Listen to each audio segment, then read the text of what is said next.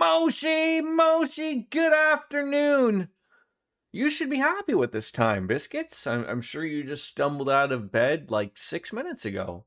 I mean, yes, me being early is not par for the course, of course, my horse. But, yeah.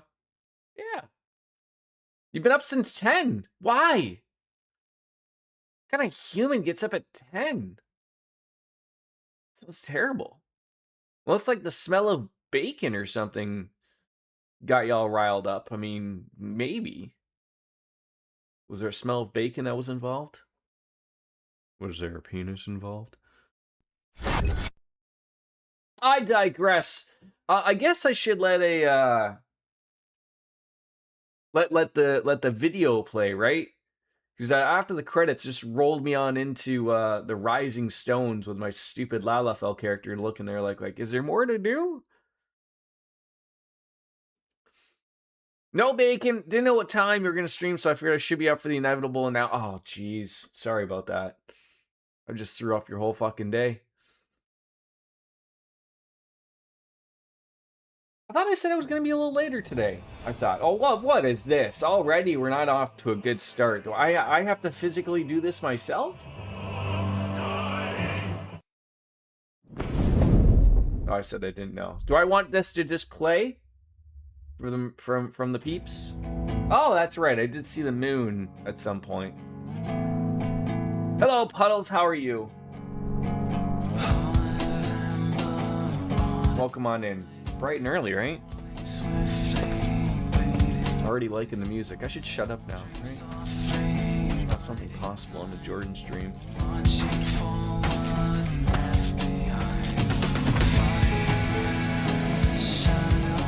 Just out of curiosity, does the game explain why we're just on the moon out of nowhere? Like, is it like a Final Fantasy VIII thing where, like, the monsters are coming from the moon? Play Final Fantasy to find out! The final days were upon us. The fabric of the star had begun to fray. This is the beginning trailer. And claw. Puddles. To the new expansion Endwalker that we're starting today.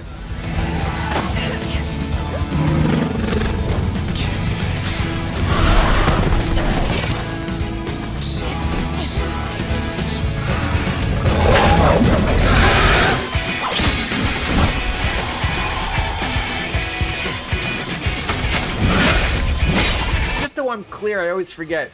That, like, warrior guy is supposed to be, like, the default skin of me, the player, right? That's just what they've decided as the person. Are you alright? I can look after myself, you know. Default warrior of, like, he pretty. And I've had enough of this rabble. I like him. If only humans were smaller. As the chaos spread, the star seemed doomed to unravel. I think that would be so loud.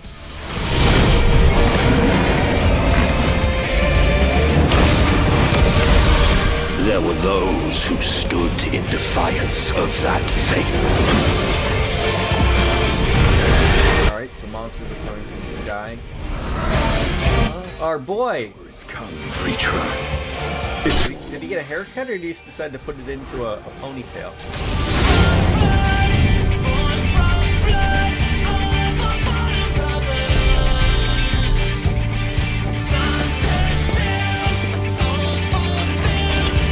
I'll see. Okay.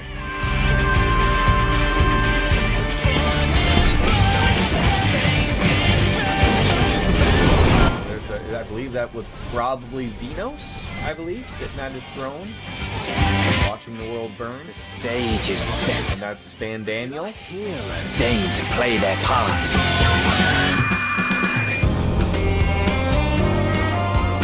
You took your time. 'Tis as we feared. The respite afforded this land was but fleeting. The end draweth nigh.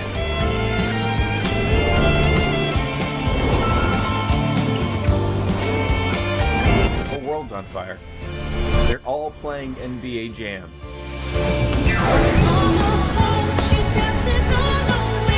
except for this wonderful world. They're gonna be so mad when we bring the death to it. Like, we lived a happy life.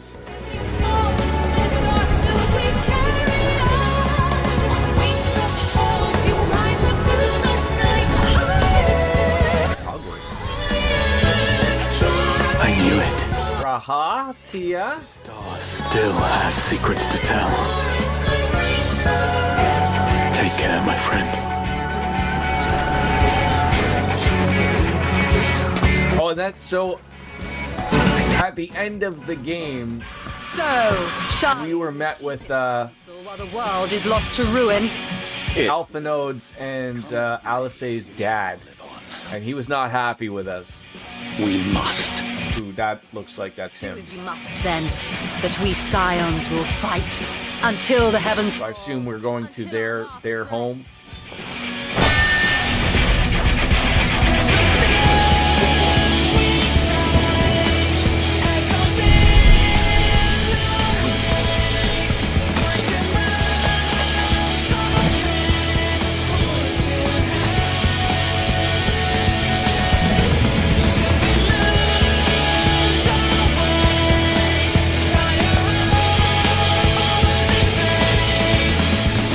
Past the far edge of fate.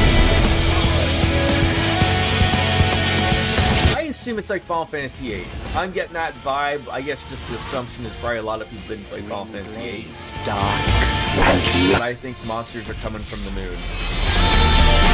And that's why we gotta go and fuck up the moon or something. tolling the coming of the end. Look at that. Why isn't NASA getting on that type of stuff? This guy just a little bit of a twirl and ended up on the moon.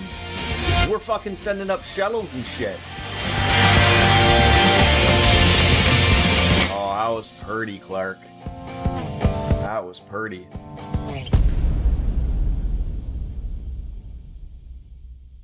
Okay. Very exciting, yes. Oh, I remember dealing with this before Dawn Trail came out. Before that, I think they gave you the option of that it would start with the proper one. Alright, anywho, get on in it. The end draweth nigh. I think you're right, Puddles. I think you're right. Look at that little lovable guy. I should just, out of nowhere, out of spite, just go back to Catboy. Eventually. The world will be correct. You missed this menu, to be honest? I mean, don't you have the option to change the menu as you want to, though? Isn't that like the thing they added in, is you can just throw on whatever you want? Or you just don't. Fair enough. Boy, 990 days we've been subscribed to. Wow.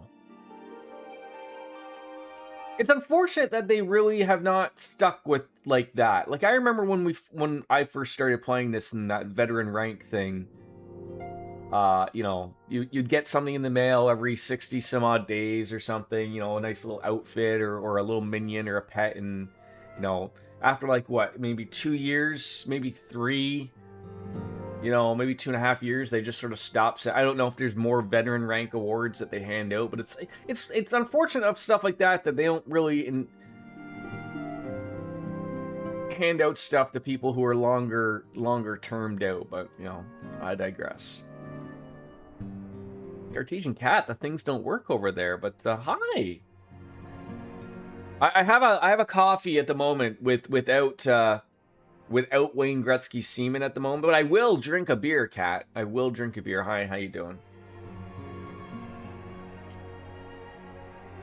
And actually, right now, I have been, while we New Game Plus, based on where we're at in New Game Plus, but typically, it would just be on the Dawn Trails menu. Okay.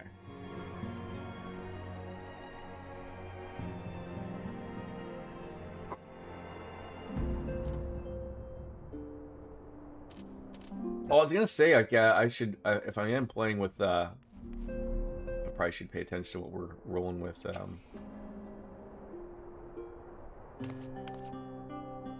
class-wise, but I think we're up to date.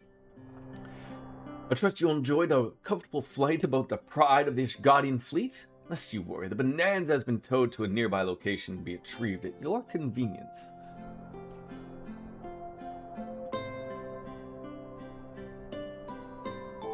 thought of everything, Lord Imeric. And may I say how much I appreciated the hospitality you afforded us on the way home. Nothing of it. Our destination lay in the same direction, and it afforded me the perfect opportunity to learn how my errant friend has been since we last took his leave. Thank you, Cat. It would seem that you have finally found a place to settle down. Oh, I really grew weary of the wandering the Far East. Returning to more serious matters, while the Telophori have been driven from Cartano, it's like the bulk of their forces yet remain. On the evidence of the Grand Company of Eorzea's first joint military operation, I am confident that we will have the potential to meet such threats head-on, even without the aid of you and yours.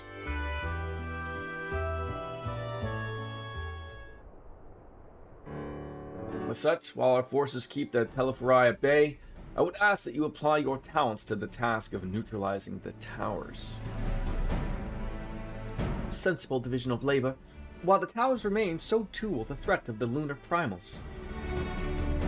And given our expertise in the field of atheology, we are better qualified to find the solution. I can chat here too, I just have you on the big screen this evening. Wow, look at me. Put me on up into the big screen under the lights. Not a place for formal investigations, of course, but certain secrets won't be hidden that enterprising individuals may venture. I could not agree more. There are none better suited to the task, nor any upon whom I would rather rely.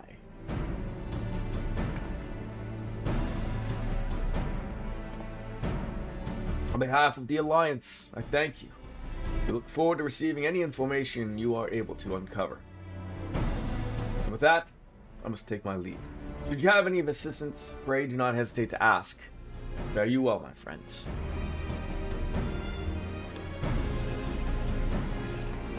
I'd bend down, but I have no knees.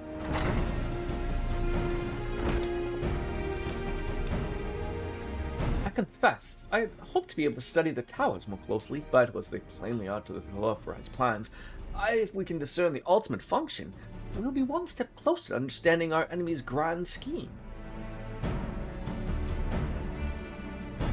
Should we succeed in neutralizing them, of course, it is all but certain that the Telophori will mount an all-out invasion. And then it will begin. The one who awaits at the heart of the chaos will come for us. For you. Yet in the end, our true nemesis may be the calamity to end all calamities, the final days themselves. Yes, all right, Alphanode. We need a plan, not posts. As Langford so eloquently pointed out, we are in a position to seek information from all manner of places, not least Charlianne. The calamity. According to Cryle, the four may have been more secretive than ever of late. While this may have been related to the appearance of the Telophori, that remains a matter of speculation. Are you making fun of Canadians talking? One thing's clear, the Form's determined to keep us from discovering the truth. Master Fortuno's performance at the Lotus Stand was enough to convince me of that. Yeah, Daddy. Now the matter beareth further investigation, I do heartily concur. Nor can I think of a more promising place to look for the answers we seek on the matter of the towers. Charlianne hath ever been wellspring of atheological knowledge. I assume that was the nice, pretty place that we were shown with the fountains and the beautiful water and the woman dumping a giant bucket there.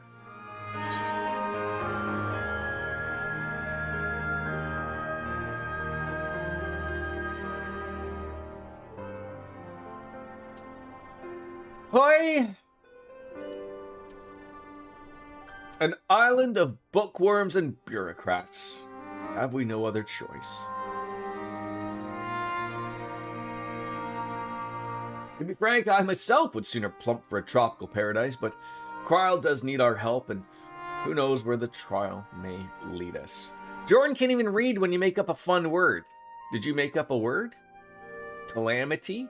Calamity. Is that a Snoopy mug? It is! We got this at Canada's Wonderland.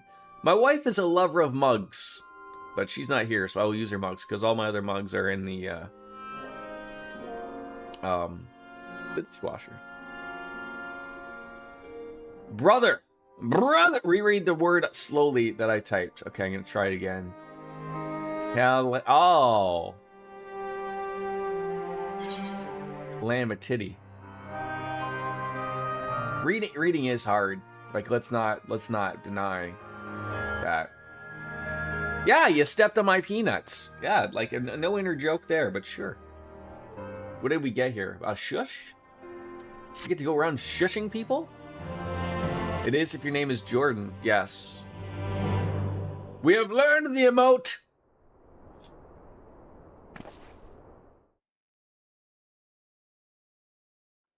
I could go around being the shusher. The shusher? Meanwhile, in the Garlean capital... Or death. Or is he a reaper now? You can't be what I am. We could cut grass together. Those Eorzeans certainly are a stubborn bunch. Though I suppose you knew that already.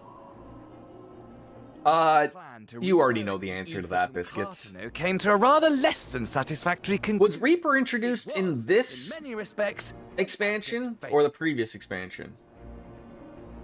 Which does, of course, raise the question of where we are going to procure the requisite amount. The obvious solution would be to draw on resources a little closer to home, though that would... Jordan, pay attention? What are you talking about? A trifle more deeply? He couldn't find a sword that suited him, so he decided to go with a scythe. It was introduced with Endwalker. Oh, okay. I will not complain. No, so I remember at the end of the game, and there was all these weapons around him, and he was picking up some, and he couldn't really decide. I didn't really pay enough attention. Shocking that he picked up a scythe.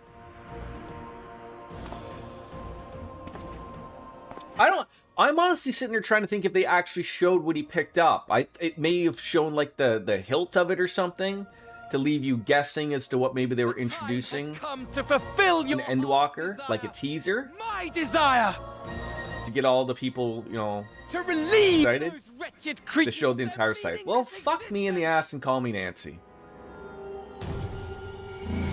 Donuts, cat. Donuts. A croissant has a special place, though. Let's not get wrong here. While Is that the moon or the sun? What time of day is it here? Drink a sea of souls and gorge myself upon the darkened moon. You're a big back, I can't choose. Then you shall come to me. Well, we calling upon the moon. Rage and rancor. Why did you think I would choose? Like, why would you know for certain I'm a donut The guy? stars shall bear witness to our final contest. Who doesn't appreciate a good apple fritter or a bear paw? I have another impossible question. Life without bread or pasta?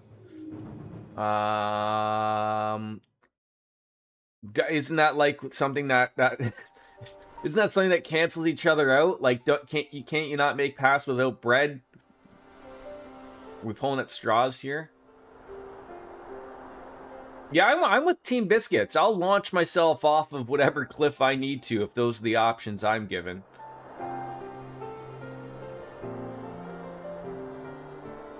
If I didn't have pasta, what would I have done the past 2 weeks for feeding myself?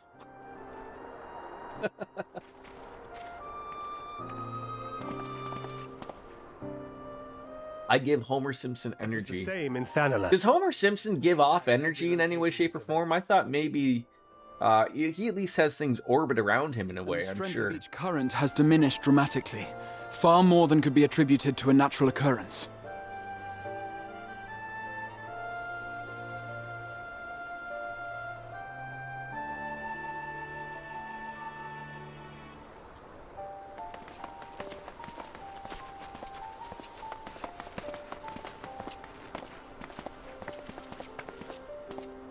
In typical MMO expansion, I look forward to replacing that great hard-earned gear that Wolfslayer made for me in my first 6 quests.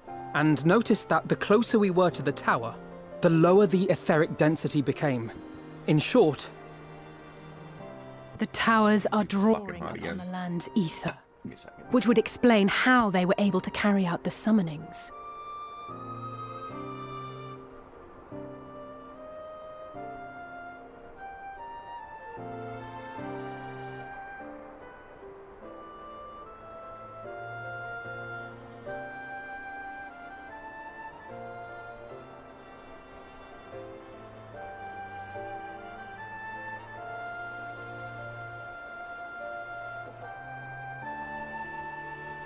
Sorry about that.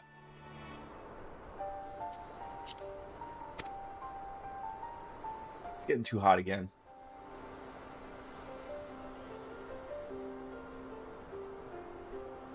I'd like to have it on We should return to the Rising because Stones and have Tataru relay our findings to them.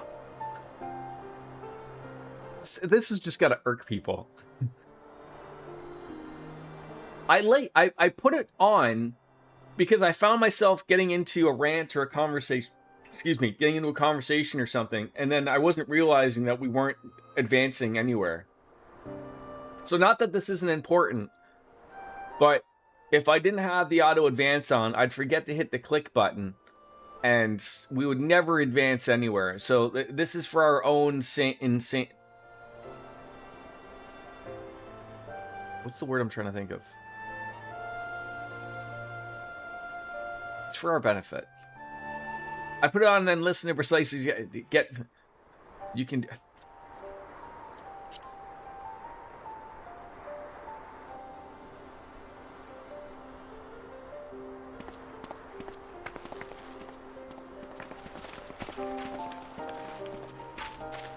Hear me.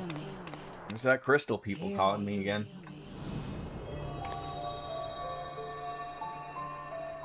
Darkness comes, and with it,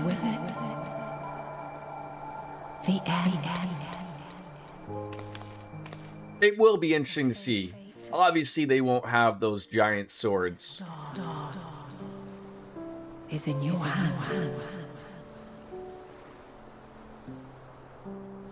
Isn't that just Heidelin?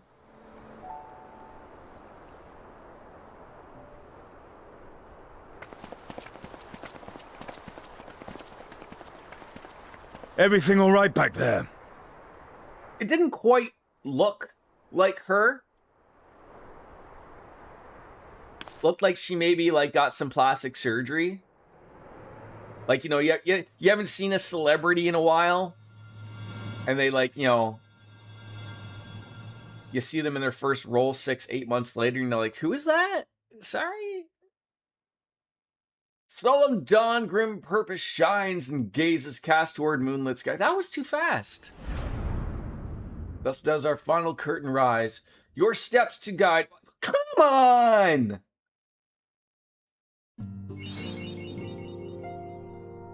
I thought I saw glimpses of her here and there.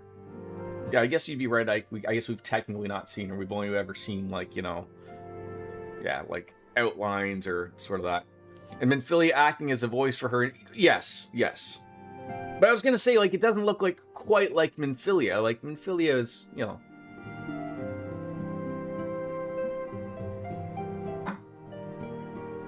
That won't her either. Ooh. I haven't even had a drop of alcohol yet. And already the English is no good. So I guess we don't know who Dad is. Other than it's the same voice as the crystal that talked to me at the very beginning of the game, right? Oh, is this what they do? Oh no, this is just a weapon coffer. Bastion, do you have some time to talk? Always have time to talk. I would like to gather everyone in Dawn's respite and together assess the situation in which we find ourselves. I bet you would.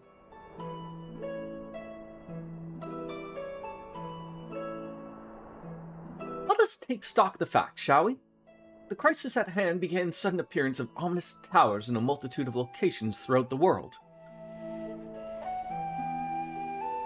We have since learned that these structures were brought into being by an organization known as the Telephoroi. I hate that that's a word.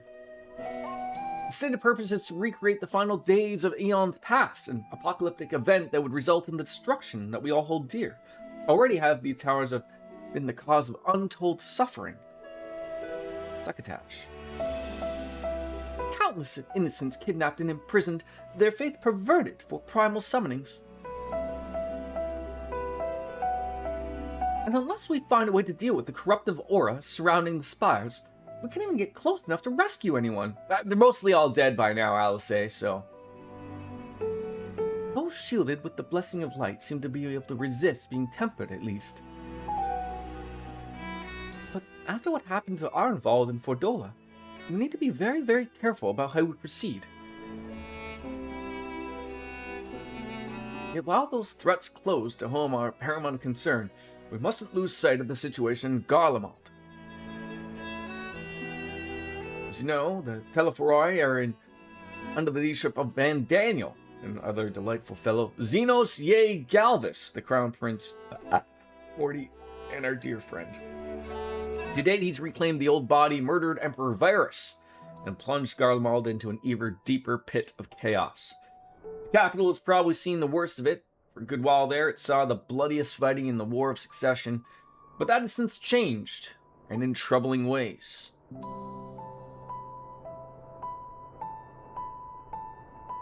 Aye, during a reconnaissance, the air was not once rent by the barking of cannons or the cries of discord. It was an eerie fog of silence which did blanket that ruined city.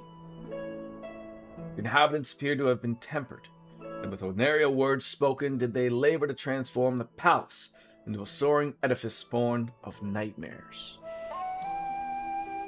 If they were told indeed made thralls, it seems safe to assume that these events, too, were orchestrated by the Telephoroi. An army of primals is awful enough, but in light of recent developments, I fear it is only the prelude to an even greater catastrophe. We need to devise a means to counter this threat, and quickly, before our allies are overwhelmed.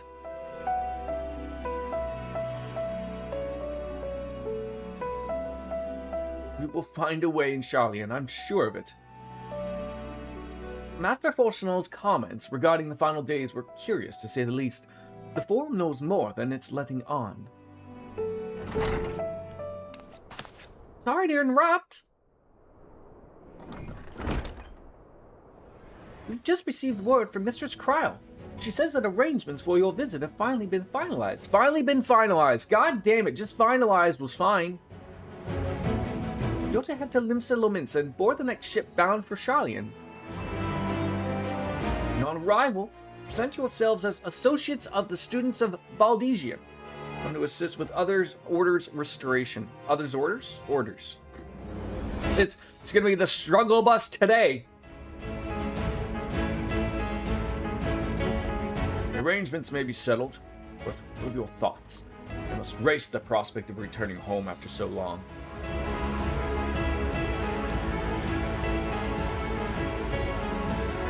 I'm eager to see it, of course. Of course, we should set off at once.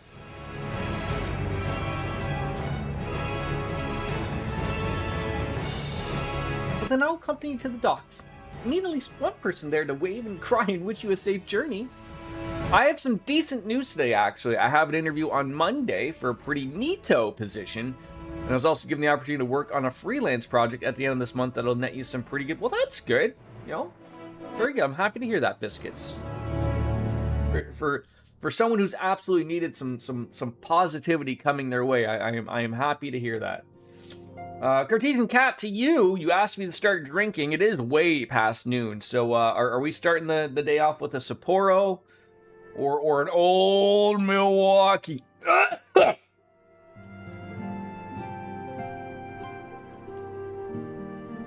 promise I'm well. I think I know the answer, but you ever see those reels on like Instagram of like, you know, like someone's dad waking up in the morning when like it's like, you know, just some young kid and they hear their dad, you know, going to the bathroom in the morning and then just hear all these terrible noises that are coming from the bathroom. That's sort of like that. I don't do that. No. Nor did my dad when he was waking up in the morning. I was never given like you know, a 15 to 20 minute moment of like everyone gets their own alarm clock from their dad of going to the bathroom in the morning before work, just letting all out loose from their body.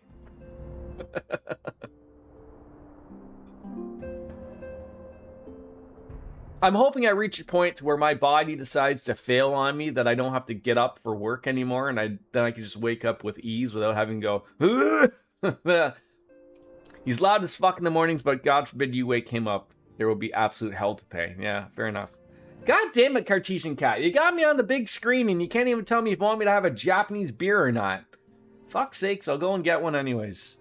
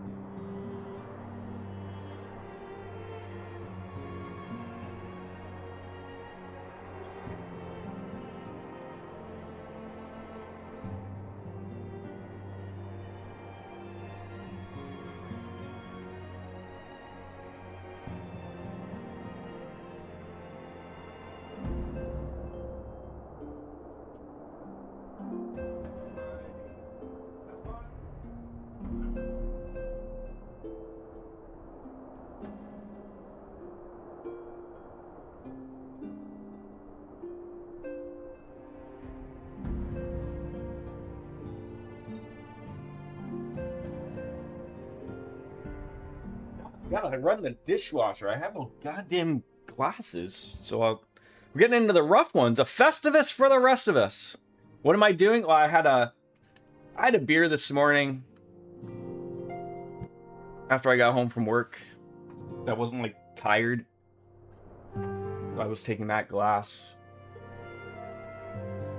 and then realized it wasn't a glass that I could use. It's dirty. Don't mind me.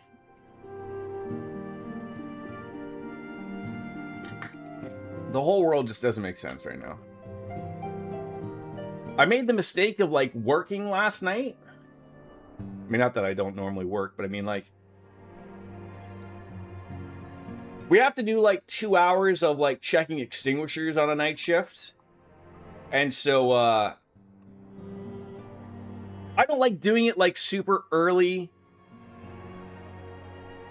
in the shift, on top of like having other stuff, but I like to like, you know, get the one stuff I got to do and then sort of chill out and relax. And I like to go out at like, you know, midnight or like 1 in the morning and then get my shit done. A, because everything is sort of chilled out. There isn't, you know, a lot of people around type of thing, but sort of like after I got exhausted after that and then chilling out for like an hour or so, then I like hit my second wind at like 4:30 in the morning. And I was like, oh, well, I'm not tired, so got home and had a beer, watched half an episode of The Sopranos, and then I crashed. So thank you. I have to try. Apparently, I mean this might blow up in my face, but I'm trying to think. There's like a saying I can do, and I wanted to see if it worked. And it's like the whole like Hey Google thing. Sorry, I apologize if the Hey Google thing worked. God damn it. But like you can get Twitch to clip something automatically just by saying like, I think it like, is it like, hey Twitch, you know, clip this or something? Imagine it's just clipping all these things automatically. I shouldn't probably care about this at this moment in time, but Let's go on over to Limsa Lominsa. Oh, that's not, we don't want to go. Is that where I am? Kugani? It's not good. But not using anything like really overly associated with Twitch here, I have no information here that would say like, oh, like, yes, that worked. So like, I don't know. A lot of people here. You know what? Quite frankly, I'm a little disappointed that there's not a lot of naked dancing people. I thought Limsa Lominsa had standards. What is this thing? Is this a god or something? We're supposed to be here just and watch this, or?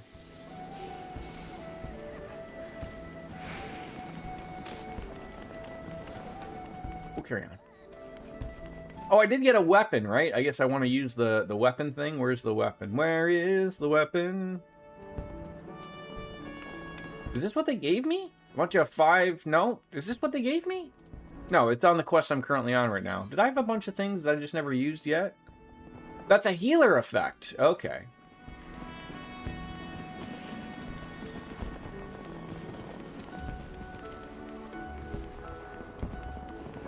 I gotta see what that is, just so it... no.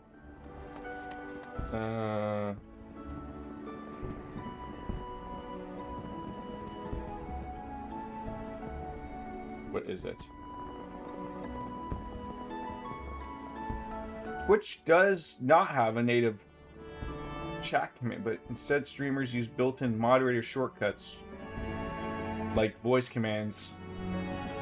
Twitch, clip that.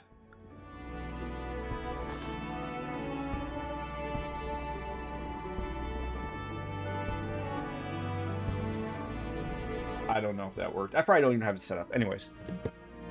I gotta go to Ibiza for the naked dancing people. You've been? I mean, it's not like we're you know. We just figured out last stream that the majority of our stream struts around nude. Nothing wrong with that, by the way. We figured that out. Oh, it like legit worked. I got something on my activity feed. So it does work. Great. Now there's some fucking terrible clip of me saying that. That's good to know. I'm actually surprised that worked. Turned off the AI stuff, damn it. Ibiza. How are you supposed to say it? Ibiza? Ibiza. Ibiza? Ibiza. Help me out here, people. Everyone's here, which is good, because I've already paid for your passage, and the fee is non-refundable. The ship for Charlene should be pulling into port soon, so please follow me and have all of your luggage close at hand. Cartesian Cat, I certainly hope you're happy with us, Sapporo. Because you weren't here when we were asking questions.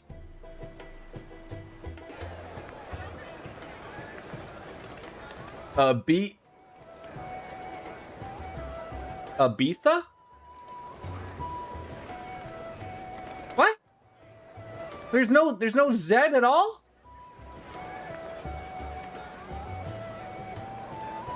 Oh, I'm disappointed. They've almost finished loading our cargo. We should be ready to depart right on schedule. Or so I'm told. Excellent. 'Tis nice to have a smooth beginning to one's journey, at the very least. That's fine, Cat. It's funny. If he can see me on the big screen, tell him I'm waving to him. Master Louis Soir came here on a ship very much like this one. And now, years later, the street urchin he befriended that day is bound for his mentor's homeland. With his mentor's grandchildren, no less. That's a big ship. Aye. It's like the It is upon Titanic. reflection that every twist of time's river and fate's whims are brought into sharp relief. It's a wonderful ship. Unsinkable! Much in the Unless you throw a giant ice cube at it Thou or not something. caught attempting to relieve Master Louis Soir of his purse scant moments after he made landfall upon this dock?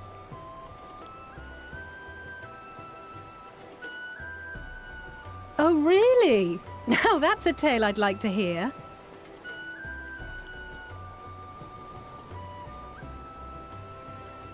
All right, so he hasn't put his hair back in a ponytail yet. To Charlian, Sir Estinian?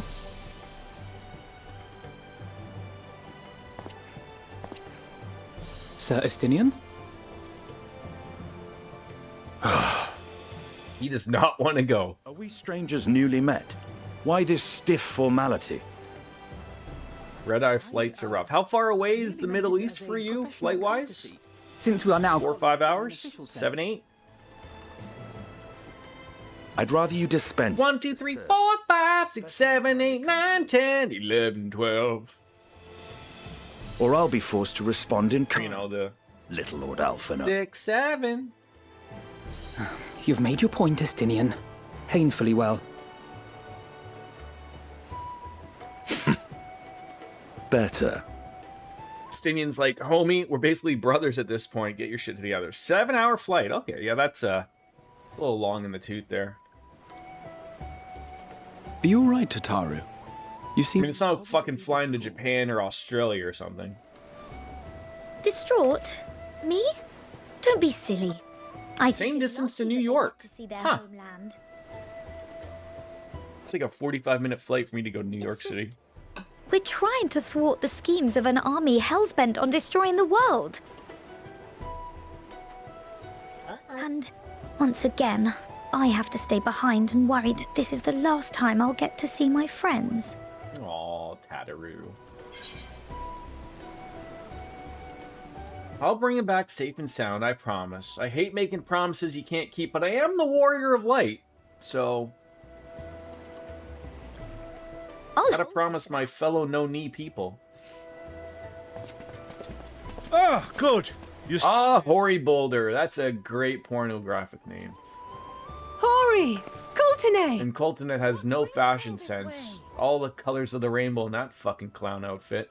We're to assist the Maelstrom and the Kobolds with a lunar primal operation. Auto mods every time I use the number 12. Oh yeah, you probably gotta be careful with that, because it thinks that you're 12 years old. Flamine and the others wish you all a safe journey, and promise that they'll look after things here until you return. We will too, of course. Aye. Your fellow Scions of the Seventh Dawn will do our part to ensure the end of the world won't happen on our watch. You're fucking making me do fucking simple math here? God damn it. We're set to sail! All aboard for Charlian! Now I gotta use Bedmus.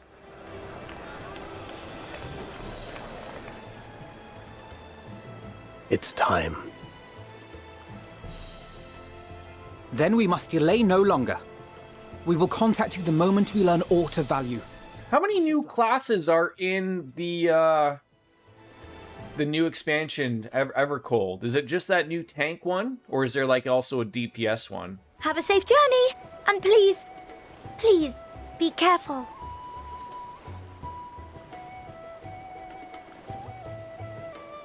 A tank and a DPS. Are they running... as much of a big fan I am of Final Fantasy, are they running low on classes now? Like, have they exhausted all the named classes basically from the games? Like, they gotta be getting close. Of ones that can work, type of thing. Venture forth. I'm sure there's classes there that... Because Beastmaster is like on the horizon. Is like Blue Mage, right? It's a class, but it's not really a class. And in flux. In uncertain times, naught but the simplest words of wisdom will suffice. They've made new classes. Okay. What one's a new class? That which lives is I destined. mean, I guess Gunbreaker. I don't remember Gunbreaker. Well, no, that would be Final Fantasy VIII. Every beginning has an end.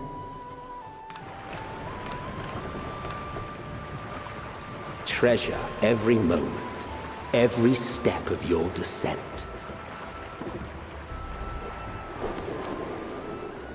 Astrologian and Sage are purely fun. Really? They're never in any other game? Of all of the ones that I would have assumed, it would have been those I would have picked.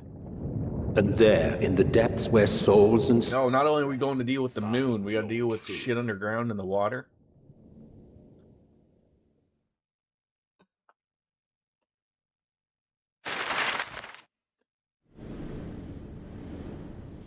So just for my reference here, Charlian, I hope I'm saying that right, has always existed, right?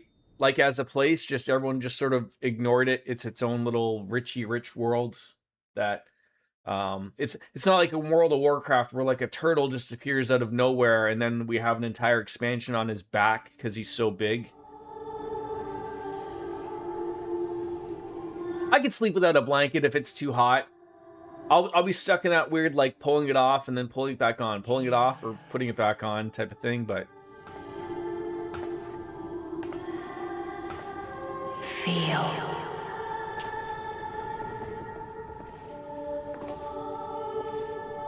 Think. I don't have sheets. I sort of stopped with that garbage for a while. Like, I'm always sick and tired of making a bed with a sheet because the sheet always gets all fucked up, and I'm sick and tired of fixing it. My fellow earlier riser. We have a big giant ship like this, and we can't even have fucking proper seating. Envious of those still sleeping soundly, no doubt. So all I have like on my bed is like the fitted sheet, and then just like the comforter, and then like come the winter like we might have like another like throw blanket or something, but generally it's not uncomfortable. I've heard nothing myself. Old Charlian is the homeland for people from Charlian. I dare say the sea air will do. Idleshire is set as an old abandoned Charlian research site. Okay. Any moment. Okay, why are we sitting like just like this when we could be sitting at a table having a beverage or 8? What are we doing?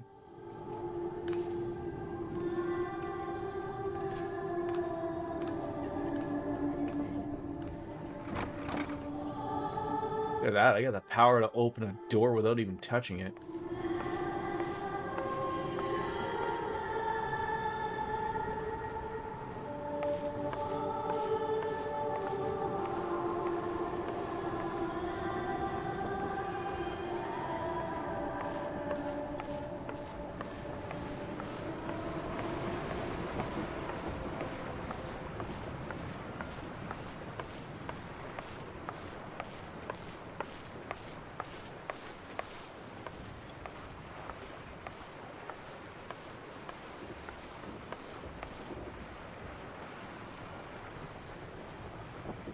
My voice yet reaches you. I am glad. Hear, feel, think. And thus do we meet face to face at last. Okay, we got a name. Hydaelyn, finally. By the crystal. She said the thing.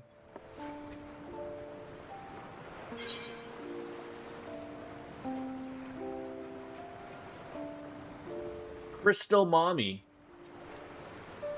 Why now, Hydaelyn?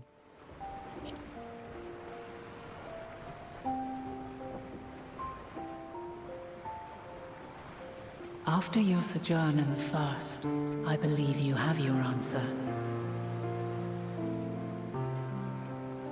You have gained an understanding of what I truly am, what Hydaelyn has always been. A primal.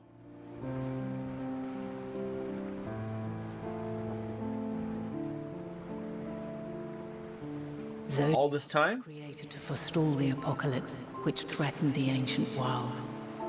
And I was brought forth to bind him.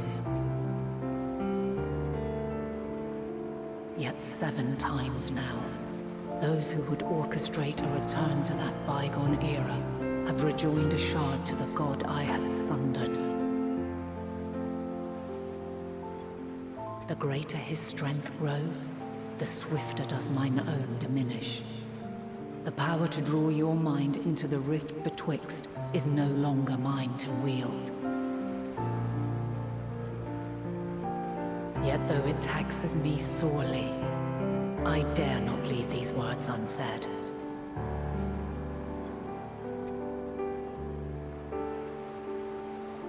Even bereft of my guidance, you and your companions have accepted the burden of this star's troubled past. A conjunction has begun to form, an intertwining of your time and mine.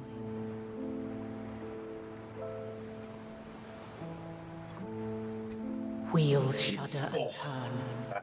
Conflict looms, monumental, which will decide the fate of this world and all life upon it.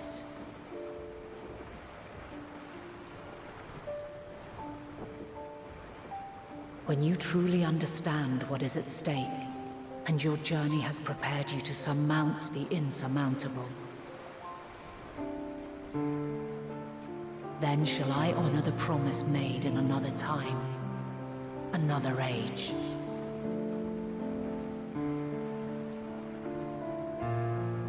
Cast your peepers to the fore, folks. Cast my peepers. Just over yonder. I'm assuming no one else can see her. Your traveler's heart must yearn to behold this unfamiliar land. My eyes only. And soon.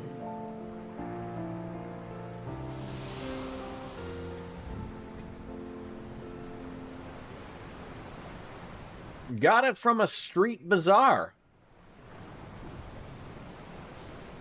How much did you pay for it, cat? It's got camels all over it.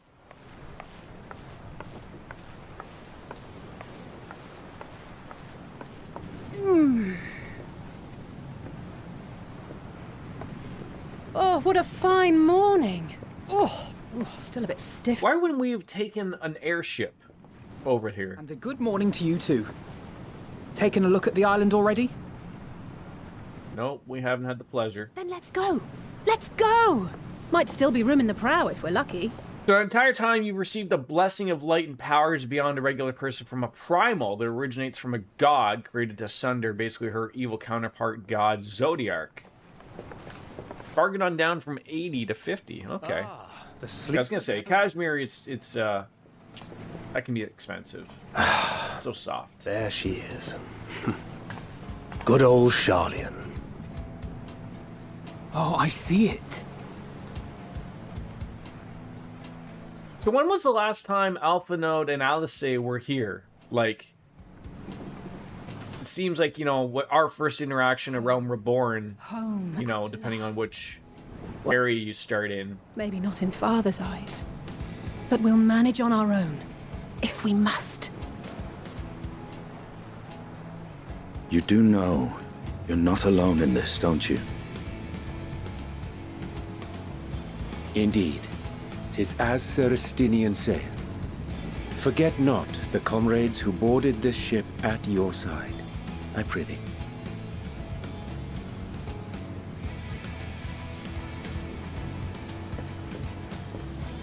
Thank you, my friends. We are ever grateful for your steadfast support. Upon arrival, we will be disembarking into the heart of Charlian proper.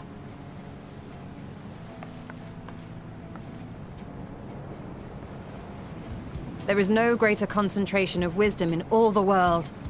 I am confident that somewhere within that center of knowledge and learning... It's been a while. We will find time passing, game and left pretty ambiguous, but if I had to guess, it's probably been at least a year or two at least. Oh, so not really that... I guess that's the thing that you get caught up in is, like... You're assuming, like, all the expansions is, like, a year apart, but in reality, they're not. Right? Like you said, it's probably only been throughout all this period of time, like 2 years. You know, it's hard to say type of thing, right?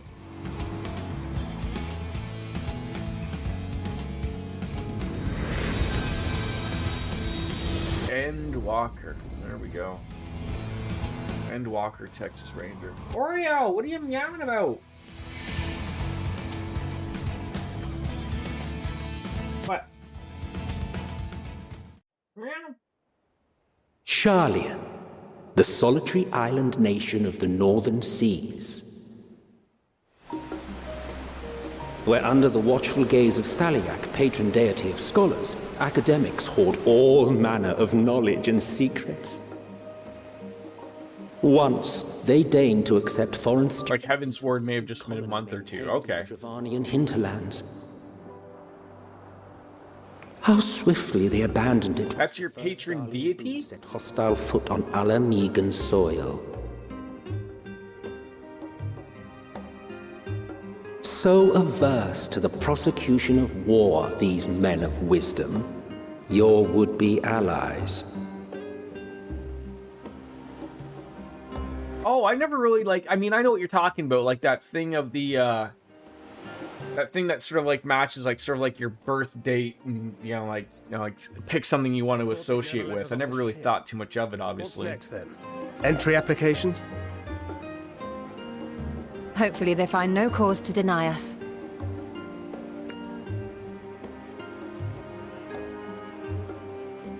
Hasn't Charlie and Orbit severed relations with foreign Silk rugs for the same shop in Bahrain? direct ties, myself included, may be refused outright. 'Tis true that, as a nation, Sharlayan only forms trade agreements with a select few neutral countries. But from a practical standpoint, an island cannot afford to be overly strict with its borders. Especially not if that island's people are wholly devoted to the accumulation of knowledge. Like, oh god, there's that tall white woman coming our way. Paperwork, She bargained us good last time. identity and intent, then foreigners may be granted entry. May.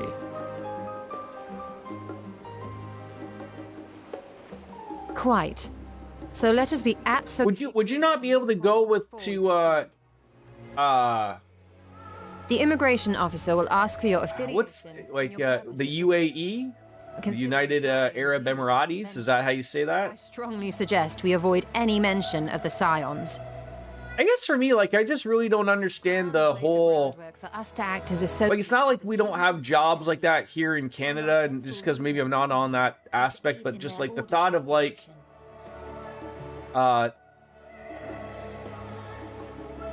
think like the whole like I think maybe it's just maybe from the area you're from, Biscuits, of you being in the Merry Land of Oz and being close, like where a lot of those jobs are just associated with the federal government, but like maybe it's the same for people who live like in Ottawa here, government-wise. Maybe if you sort of work in and around the government, like that's just what it is. I don't know like what our relationships are with the Middle East type of thing, but like.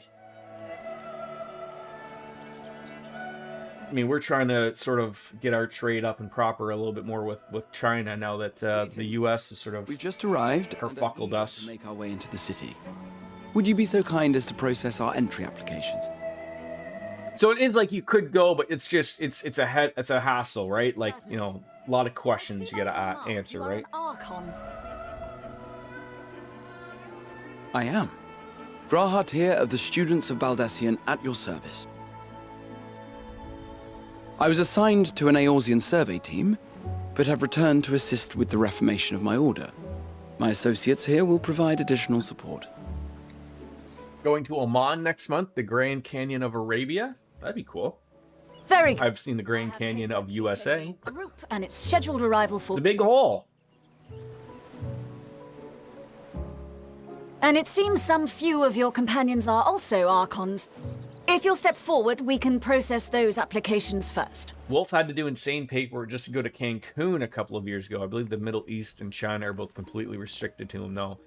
Ishtola rule. And see, like, that's a little surprising, like, because Mexico, like, I mean, they're part of our big giant, you know, again, what use is that piece of paper we have? But I mean, like, you know, what they're one of your major trading partners with, along with Canada, right? So you sort of would assume of like you wouldn't be doing trade with them, like you guys. Like it's funny to see like Trump get all mad after, you know, he basically shit on all the deals we had written with you guys, and then we're like, okay, well we're gonna go to China to make some deals, you know, and he's like, well, how could you do deals with them? Like, I mean, we're getting their cars next year. In a big giant deal, where like, you know, you guys don't allow any of those things type of thing. But in a world of where we're in now, like I get it, you know, China's another big superpower, and I could understand from a security perspective, but I always have a good chuckle. Like, we're in a world now where you are being watched generally by security cameras, whether you know it or not. Having said that, probably a bajillion times a day. The streets are abuzz with talk of how House Leveilleur's lord... So, just because it might be another government, it's all very, like, you know, it's all a worry. Like, the same could apply for a Chinese person going over to the US, right? The thought that they aren't doing the same thing, or any country for that matter, isn't doing the same thing is weird. Like, I know everyone is losing their mind about these flock cameras. We don't have them, at least not yet, in Canada. I'm sure they're probably trying. And, you know, you slowly just turn yourself into a security state and everyone doesn't like them. But it's funny of like, so you don't like them because it's a separate camera or what they do or what they feed into. These last two are not natives, or maybe what they lead to. I have no idea, but other countries are doing it all the time. Made in advance.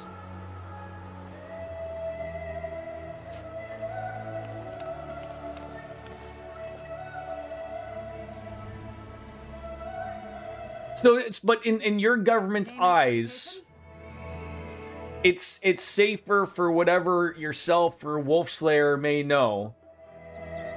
Like, I'm not trying to poo-poo like what your positions or lack of or how hierarchy they are. I don't know. I don't care.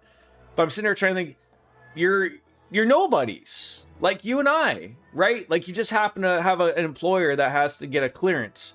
Like, I'm sitting there trying to think of like, what on earth was it that you would know that like that Mexico's like, we gotta get that guy or gal or whatever, right? I'm just like, I know you're bargaining chips in some way, shape, or form, but quite frankly, everyone is. Like, it's like, you know, if shit's going down, they'll just take some random two citizens and go like, yeah, we're gonna hold them until we get what we want, type of thing.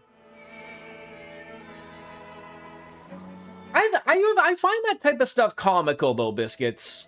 Of like I mean, I know I joke, like, you know, he's working with the aliens and shit. I don't know. Maybe it's true. I don't know. You know, I'm just trying to be funny. But like, stuff like that is super weird of like, I can't even tell you what I'm working on. Like, I get privacy and all that stuff of like, you know, it could be something even as simple as like, if you were working in a hospital when you were a doctor, I don't think it's fair to share, you know, conversations about like, you know, when you're having dinner at the end of the day. Oh, you know, you don't wouldn't believe how many penises I saw this guy had today. He had 6. Like, you know, being general about some things I think would be fine, but I just find that super odd. But it's not my world, right? I just find that a little bit of a comedic to me, if you will. I just can't find that line of where like, from the government employee to a contractor. That's where I think it is. If you worked proper, like under the federal government, I could understand. But the weird line that Americans and all these security clearances that some contractors have to get, it's well beyond my scope of understanding.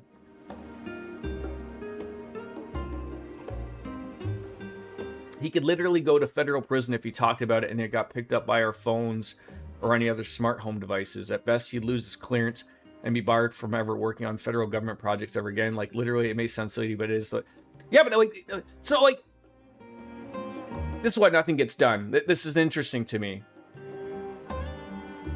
So wouldn't the easiest solution be is, okay, like, you don't have any smart devices at home. I know how asinine that may sound, but if like, this is what you work for?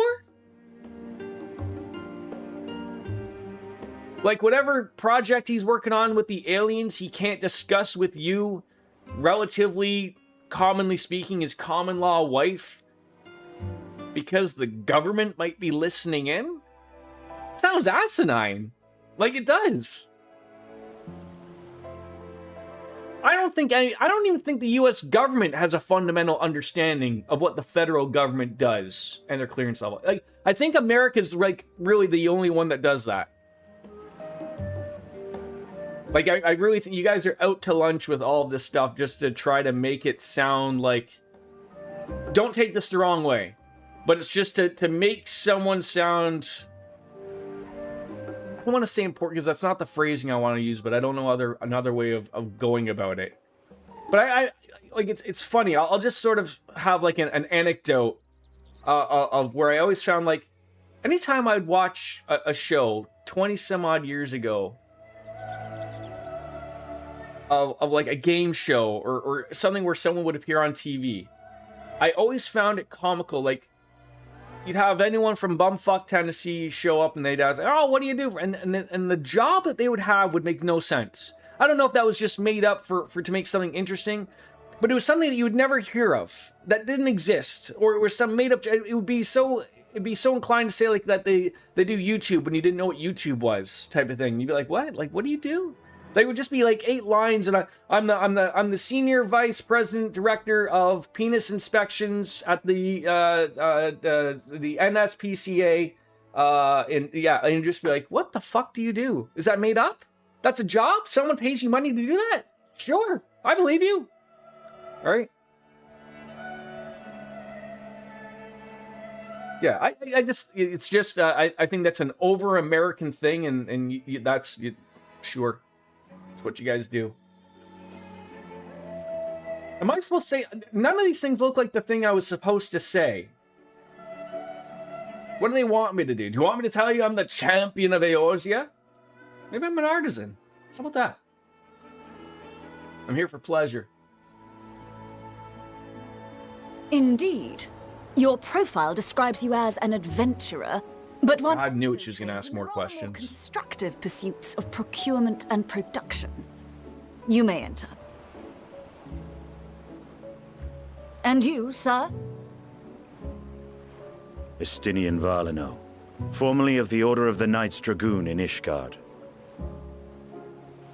Formerly. It's like an NDA on a deeper level. Sometimes never goes away and persists beyond you retiring for certain levels. If Russia, for example, were to get a hold of someone working with our federal defense or military operations, that would be an extreme national security risk. But because we're not on good terms with Russia and in constant fear of shit like nuclear retaliation from them, obviously you don't want to. Right, but again, that's sort of what I'm saying is like that level that I'm trying to understand of.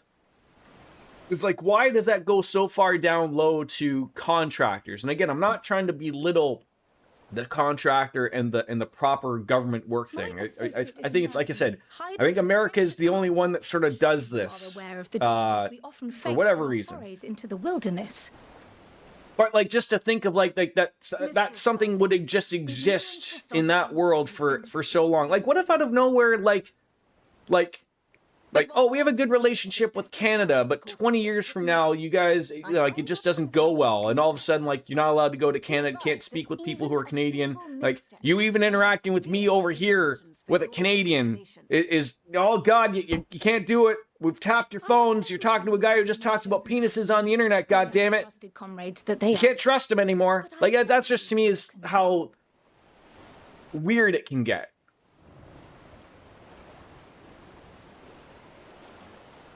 But that's how you guys hide stuff, though.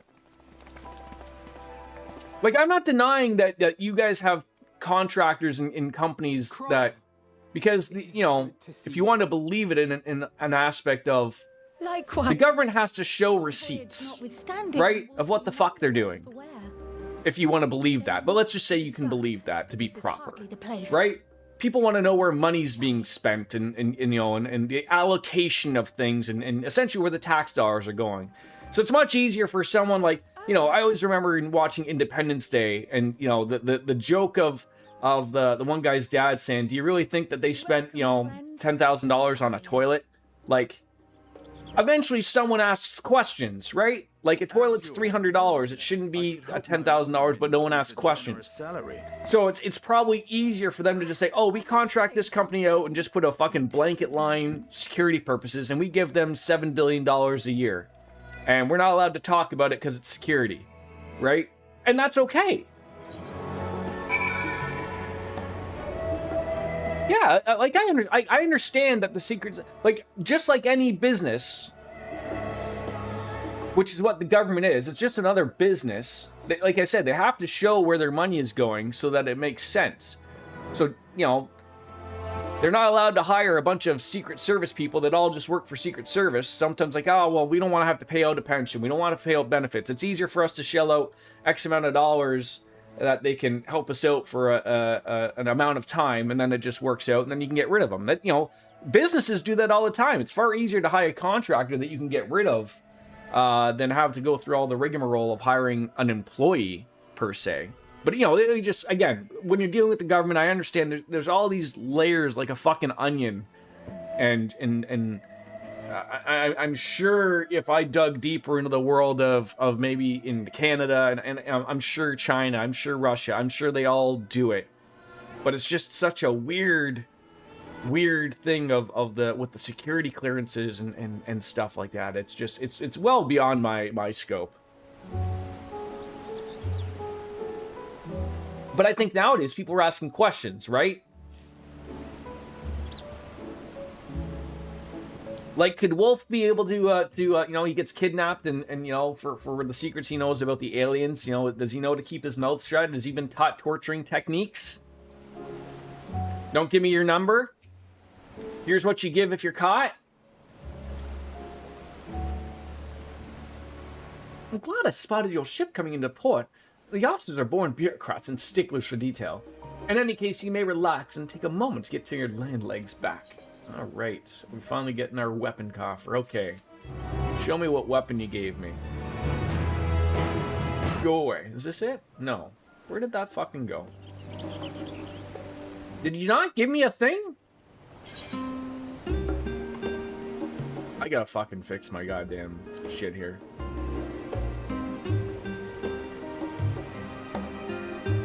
I clearly don't see it. There it is.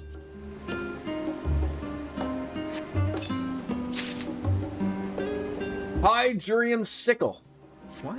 For fuck's sake, I really truly hate. Oh, did you put that into my armor? Wait, that's what I had, or did it just automatically give it to me? I am so fucking confused.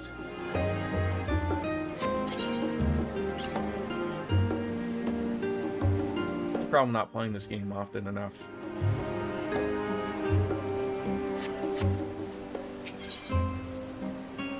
Yeah, you're giving me chest gear.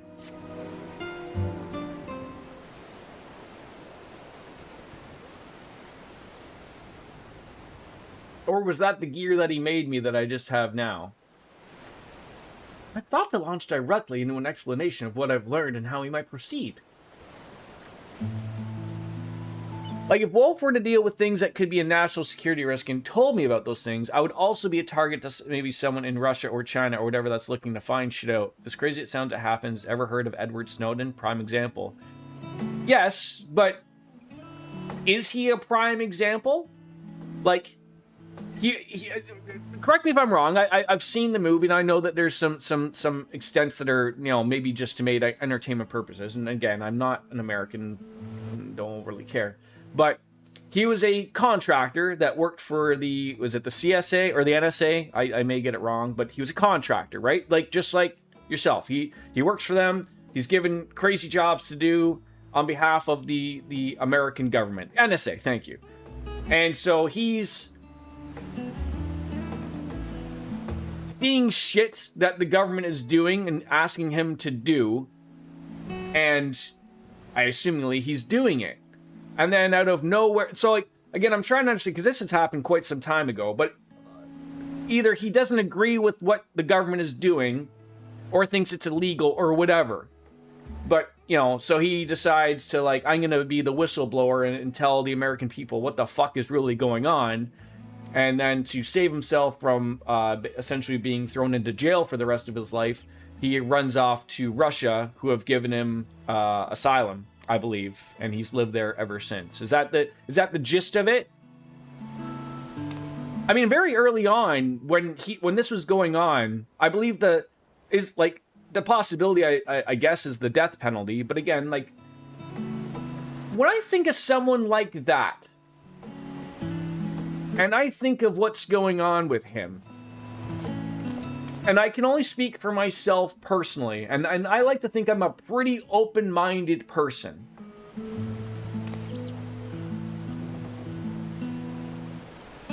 But if I knew I was going to work for the NSA, I sort of have that blanket thing that goes over my head going, I'm gonna see some shit. And if my job is to keep my mouth shut and just do what my boss tells me to do, then I'm gonna do it. And that's the end of the conversation. I clock in at 9, I do what the fucking is asked of me, and what I'm assuming is the national interest of my country, regardless of what my personal reason would be. And then at 5 o'clock, I clock out, and I forget about all the shitty things that my government may or may not have me doing. Maybe I'm wrong in that. Maybe I am wrong in that, but that's my thought process of like I have an important job that I'm a trusted individual. I've apparently been vetted. And then, like, see, that to me is the sort of the problem, right? Is like someone vetted Edward Snowden and obviously not well enough, right? Like whatever he saw or you know, as he's told people, blew his mind and he wasn't happy about it, right? So he went off and, like you said, he disclosed the secrets of the government to was it did he tell I don't know who he said. Did he just go like onto an open forum and say, here's what your government is doing, and then ran off to Russia? Is that like the gist of it? Or did he go and tell Russia or China what they're doing? I think it was as he just went out and said, you have no idea what your government is doing, and here's what they're doing, and now I'm going to run away to Russia. Right, but so that's my argument though, is that like I don't think he was vetted fine. Like maybe at that moment, I don't know how it works for you people. Like, are you vetted every year, every 6 months? Because again, someone that would be trusted with something like that apparently was very important, I feel like they need to be vetted like almost quarterly, just to see if you can pick up on something. And the second you pick up on something that they're like, oh, like, you know what? We asked that question of him a quarter ago, and then he changed his response. We might need to put him on a different project. And then see if he changes his ways, right? That'd be my approach. I mean, like I said, I'm not even really a government type of guy, but I mean, like, I know how that has to work if there's something that's important. Like, I think people just really blow it out of the manner. Like again, this is why I didn't want to, like, I'm just making conversation. This thing is fascinating to me. Like, I'll think for in the aspect of what you brought up earlier with Wolfslayer. Like, maybe he just looks at it the way I just spoke about, right? He realized, like, hey, whatever the shit I'm talking about with the aliens at work and the probing of the anuses and the penises that they have is ridiculous. And I can't talk to Biscuits about that because, you know, it's just my gig. That's what I'm expected to do. So I'll just keep anally probing with the aliens and I get to have a happy life. And that's the way. And if that's how it works, that's great. Right? But if out of nowhere he decides to yip-yap on a stream about all the aliens probing with the penises, then we can't be having these discussions.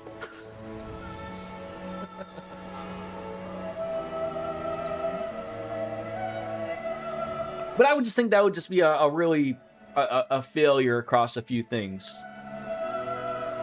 And quite frankly, I think if that was to ever happen again, you know, I'm sure it could eventually happen again. Someone's gonna say like the wrong thing. I don't think you'd really hear much more about it. I think they'd be silenced, as terrible as that may sound. I think that'd be it. There's a reason serial killers exist. People say they seem perfectly normal to me. I mean, some people are just generally good at hiding their true intentions. Someone vetted him and he worked for 2 months. He went in with a purpose and hid it. Yeah, but again, that's what I'm saying. He tricked the right people, though. If he only worked there for 2 months, that's even more terrible, I think, in my opinion. I'd be more sad about not being able to travel the world than not talking about probing aliens. Why couldn't you do both, Kat?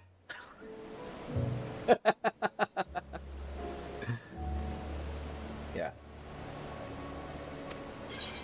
Like, to me, it's a weird thing. No, yeah, like, I'm just spitballing, but again, that the Edward Snowden situation was I hope was deemed a failure by somebody. Like, someone failed one of them steps. Right? Like, I don't think that part is hard.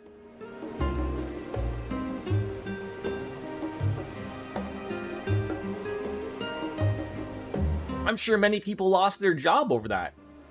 But I always sat and thought of, like,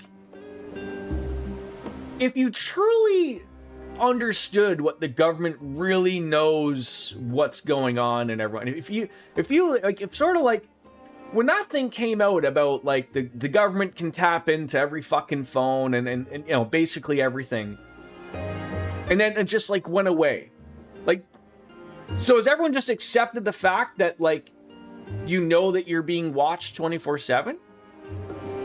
Like that didn't go away. If you don't think that the NSA or any other organizations are not doing that still, I think I have some oceanfront property to sell you in Kansas, right? So like, it doesn't shock me of what these governments are capable of doing. I like I said, maybe just because I'm a no, but just accept it. Who cares? Accept the fact that you are going to be watched, and people know what the fuck you're doing. It's not hard. I'm just like the rest of the other, you know, 8 billion other people that are useless peasants that don't fucking care. I just want to, I have a set, simple life. I'm not out to do and fuck around. Just like I'm sure 99% of the people do. I know that's a weird statement for people to get over, of like, you know, with the, you know, especially with the, you know, police agencies and whatnot, of like, oh, if you're not doing anything wrong, you have nothing to worry about. Is that such a terrible way to think? Saying it out loud, the ins and outs of how they're doing it goes against what he signed up to do. So yeah, him and his family were granted the, okay, yes.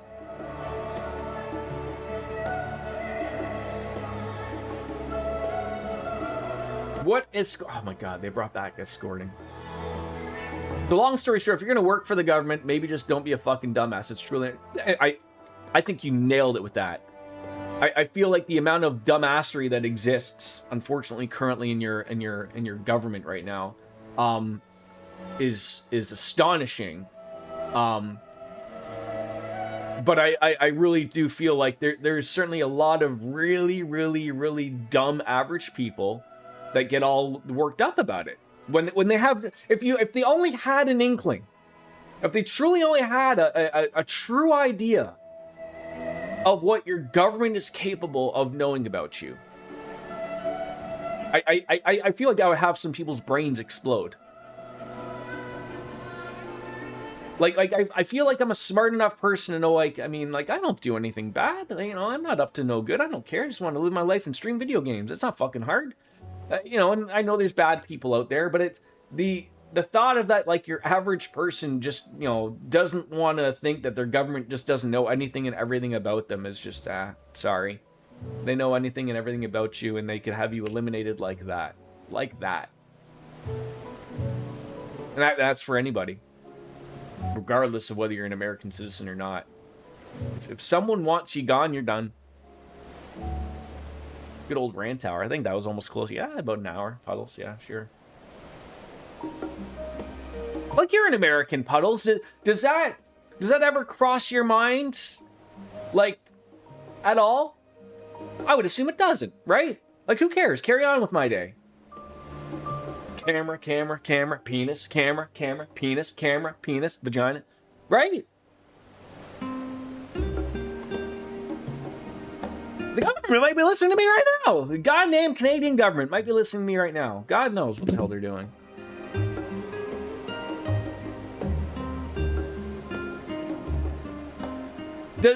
I guess without not being into government work to probe aliens' butts, you know, if that's what gets Wolf Slayer off to pay the bills, I guess so, right?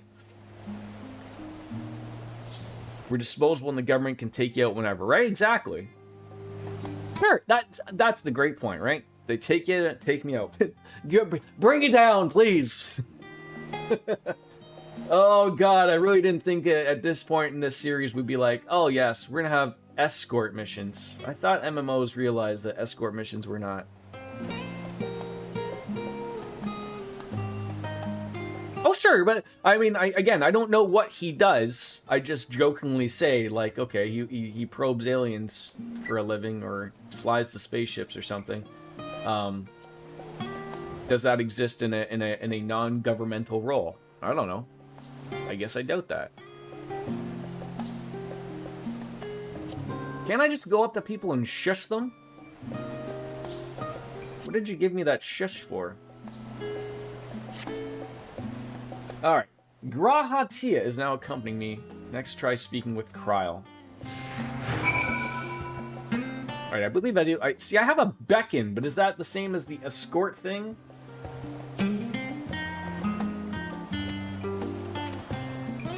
Alright.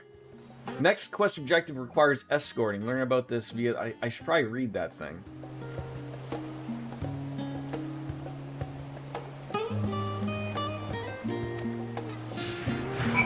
And it went away. No, there it is. Oh, so that's just that again. So are they following me? Okay, so like...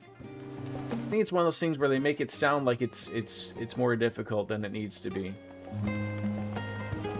But this means something, that if I'm on this, they have something to talk about? What, Coco? So you can discuss the storage facility, but it wants me to go to the last stand. So I guess we could talk about this, and then they'll have something to say.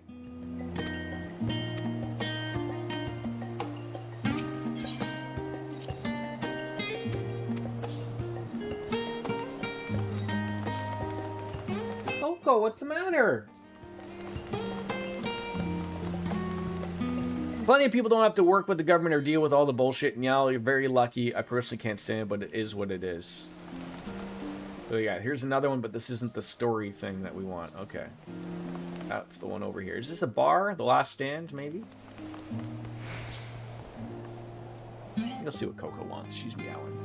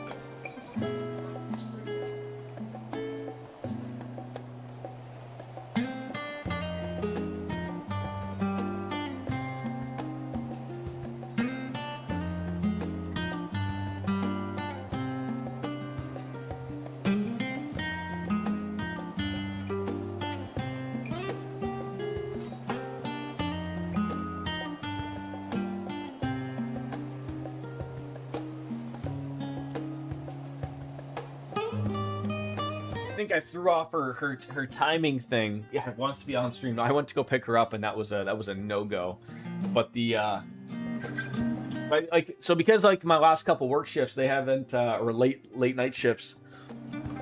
I usually give them night wet food after their dinner, and so because they I haven't been home, so yesterday I gave it to her in the afternoon before I went to work.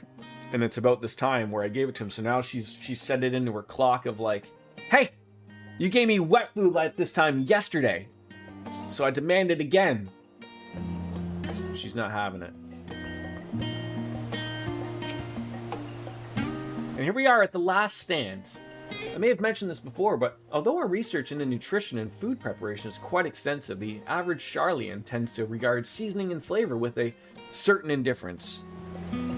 She likes being pet. Everything with her is ever since she's been a kitten. Everything is on her terms. She's never really liked to be picked up and held. She likes to being pet, but like if you miss that one fucking second where like, you know, she rolls over, she wants to be pet, she wants her belly rubbed. If you overstay your welcome for that 1 minute, you are not escaping without a good solid scratch, and she does not fuck around. Whereas at least Oreo like gives you that you know, just like anybody, they'll want to be pet, and then it's like, okay, I've had enough. But like he'll sort of just give it a little warning bop or whatever. Coco, there's no warning shots with her. It's nails out all the time, ready to strike at a moment's notice. And the second she's decided that that's enough, she's it. Oh yeah, she's super weird. Like when I, to close out my evening, usually I'll go out in the living room. I'll watch like currently, like I said, maybe I'm watching the baseball game, or I'll watch Sopranos or whatever as I'm watching. And she'll come up and sit beside me up on the couch and wants to be pet, and she wants to be close by. And I'll sit there and do it, and just like out of nowhere, it's just like she's just decided that's enough, and just like literally just fucking a good solid whack right on the fucking, like I haven't even like touched her. Like it's just like a whack on the side of the leg. And I was like, what the fuck? And that might be something. And that could be code for anything. Oreo won't leave me alone when it's bedtime. Like, he has his moment, I think, around 11 or midnight, where he'll come over and he'll be just incessantly will not leave you alone. And then, like, the second you get up, he runs on over into the bedroom and hops up on the bed thinking, oh, okay, finally, my adult figure's out. I want to go to bed now. And then when you don't go to bed, he follows you back and goes, what the fuck? We're going to bed, you idiot. It's my bedtime.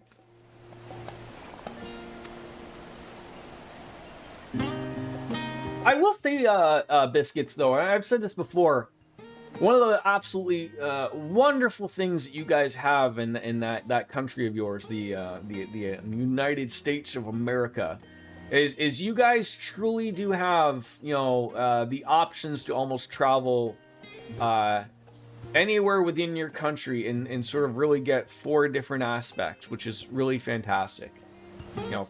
For as large as Canada is, unfortunately, our geographical location just means that you get to travel from cold to super cold to not as cold. That's basically the gist of it. But like the wonderful thing about that is that you can go down south in the winter and it's warm and it's beautiful. And if you want to go to the other side, the west coast, you guys have all these options, which is awesome to have. Which is why I would assume so many people, are happy to just travel inside your own country. That's great. Remember your old streams where each cat came into Logan's room and one by one telling it's bedtime? Oh, yes. It was, yeah, Coco usually didn't do that. Coco's very much, she just goes to bed when she wants to. She doesn't come and tell us it's bedtime. But yes, Oreo and Gavin would very much come in and, it'd be funny. They would come into the doorway. If Gavin wasn't in front of the channel, they would both come in the doorway and just look at you and go like, hey, it's time. And then they would maybe early on they would walk in and, just go into the bedroom. Then they'd wait like 10 minutes to go, like, see if you fucking got did you get the message? And then they'd come out, and then usually you'd get Gavin, who would come in and, give you a couple of bonks and go like, hey, I'm not doing this again, jackass. So the food is bland here, eh?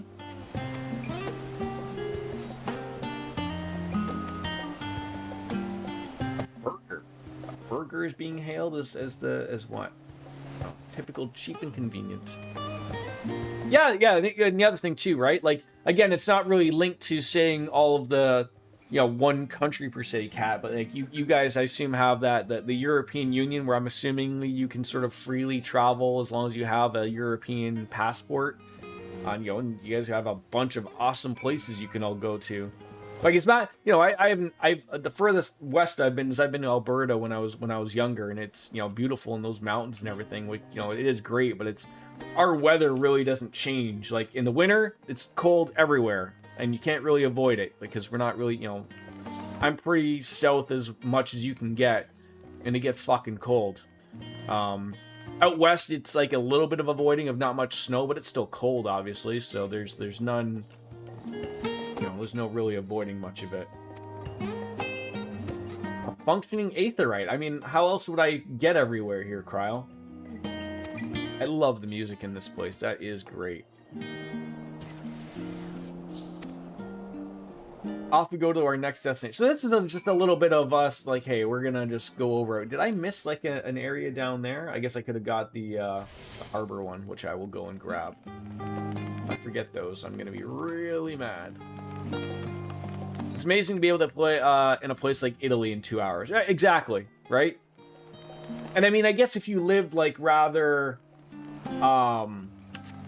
centrally located in, say, like the US, like somewhere like, you know, like, what's smack dab in the middle? Like Kansas. Not that everyone wants to live in Kansas, but I digress. But I mean, like, that would assumingly be a 2-hour flight to basically anywhere you wanted to go, pretty much. That'd be my guess. And imagine if I decide I want to live there, I don't need a reason, aka a visa. So you can just go over there and live in, say, Italy without having to get like paperwork or anything. Like, it's just that's like the allowance. We've had discussions like that in Canada.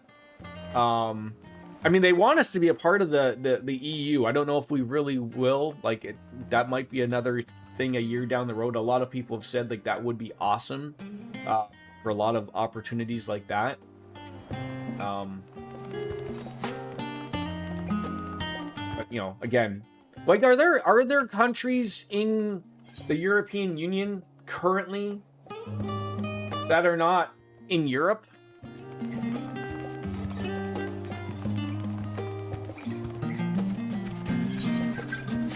Like if Canada was all of a sudden part of the European Union, like, you know, obviously there's going to be benefits to both places.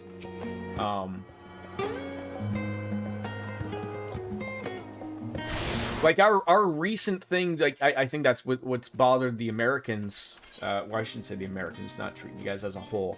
The American government is like, with our trade currently that we're starting with China. They're getting rid of the visas to go and travel there. Like, so if you want to go, like, you know, if you want to currently go there, I'm not sure if they've done it. Like, or I guess if you said if you wanted to previously go there, you would need the proper visa and all this paperwork, and you know, you can freely go there. They're getting rid of that because we're wanting to have some happy trade with China. So it's basically like you just have your passport and you're good to go. I mean, you could argue the passport is a relative visa in a sense, but other places have other more pieces of paperwork that you have to have when you want to travel to them. The EU operates like US states or Canadian provinces that way. You can move between states and provinces whether you want to. It's just going to different countries you need special pay. Okay, yeah, makes sense. Yeah, like again, I guess because of again, the US and Canada being giant countries in comparison to a lot of the countries in the EU. Like, I'm free to go to any province that I want to, and I can work freely. I mean, you know, I don't need like a provincial piece of paperwork. The only thing that changes is, you know, the taxes you pay and your health care. But you know, those aren't hard things. But I can't freely go to the US without a bunch of paperwork to go and work, or same with the EU. I think there is some type of agreement with the Commonwealth countries that we're a part of. I think there are less hoops to go through. Like, if I wanted to go to the UK and work, or if I wanted to go to Australia, I think because we're part of the Commonwealth, I think we can have a little slightly less paperwork if I wanted to go and work. I said province, I meant province, and you knew what I meant. Oh yeah, of course, yes. People get that mixed up all the time. I mean, considering our provinces are literally the size of countries, almost the same as like your states, or you know, some of them are small, but you know, to compare, like, you know, a lot of them are, you know, size of small countries, right? So, you know, we live in giant countries in comparison to Cartesian Cat.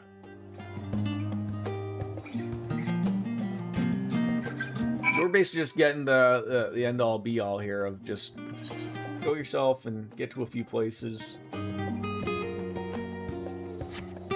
I'm trying to think of, like, is she going to take me to all the places I want to go to?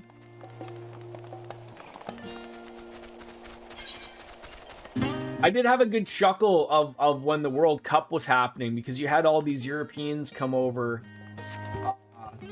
And because the World Cup took place in, like, what? It took place in Jersey, Los Angeles, Miami, Philadelphia. And then, of course, it was also in Mexico and Canada. But you had all these Europeans coming over, like, thinking that they could go to all these games and like, oh, I'll just drive there. Like, you know, I'll go from Miami to New Jersey. You know, that's a 3-hour drive, right? Like having no concept of how far away that is. And then realizing, oh no, like I need to fly there. Like you can't drive there. That doesn't fucking happen. Same happens in Canada when people travel over here. They think of, they just forget how vast we are. We have some wonderful national parks, just like America does. And people think they're like, oh, I'll just go to Algonquin Park. And, you know, not realizing that if they fly into Toronto, like that is like a, depending where you go, but give or take about a 6 or 7 hour drive just to get into that park. It's huge. And then they're like, oh, maybe I'll just go to Montreal. That's an hour away, right? Like, no, it's not. You need to fly there, sir.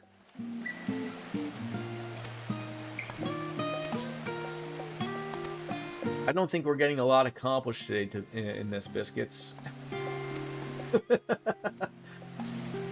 Just getting a feel for where we are currently, I guess, but I mean, it's a beautiful place.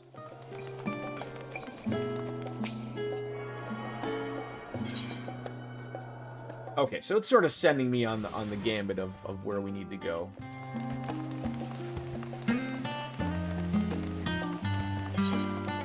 Music is so nice and calming.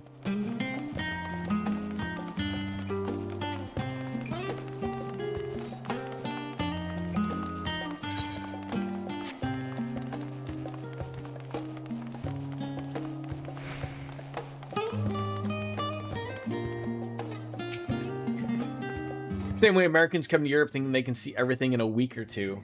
Yeah, as I said, like, I'd love to go to Europe. I'd love to do the, you know, go see London, England, and all that stuff. But I mean, even though I get really a lot of time off, it's just, it's whether or not, like, just finding the timing of something that could work out for us to spend a few grand. Because, you know, traveling, it's expensive. Or would that be something I would prefer to do, like, you know, when I'm retired and really have no real worries of, you know, go at my own leisure type of thing. Yeah, like I've said this before, like, people really heavily underestimate, like, just the size of Ontario. I mean, there's the joke of, like, you know, you can be in Toronto and drive for an hour and you're still going to be in Toronto. That's just the traffic. You're not going to leave that. But just get out of Ontario is more than 24 hours from one way or the other, driving wise. Like, our fucking province is huge.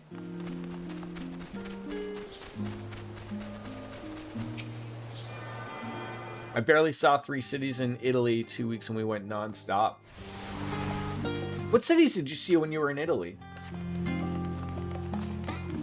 Like, am I supposed to be stopping at these other little areas and shooting the shit with them, going like, oh, what's this place? Like, dude, I'm sure I'm going to spend the next 60 hours in regards to this area. I'm sure we'll find and figure it out.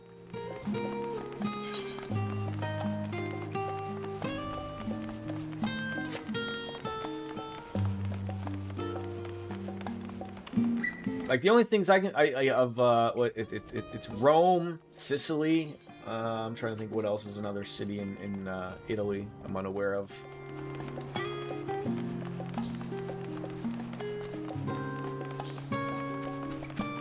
I was gonna say ragu, but I think that's just a tomato sauce.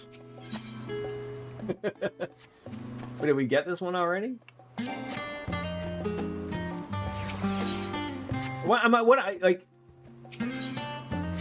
We must already be attuned to this.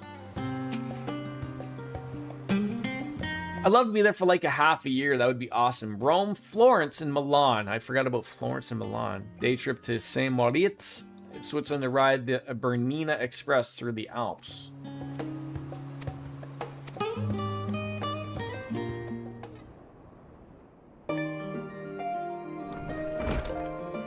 Bologna! Did I say that right? I'm sure I didn't. I'm going to take a quick little pee break. I will be right back.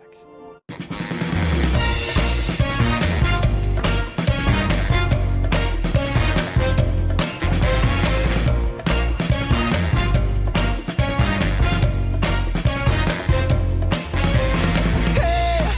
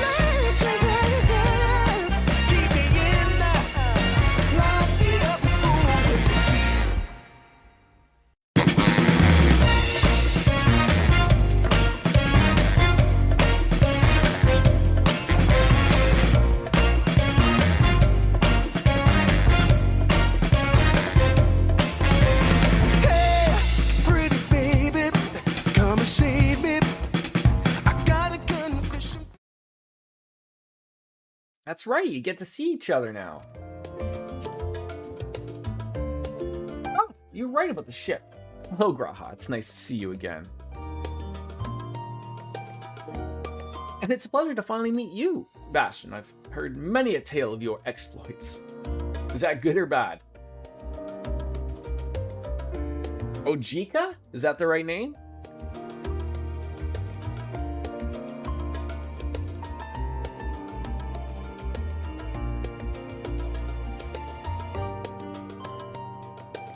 I would say, like, I remember back in my day of the world of, I think it was when I was on Mixer.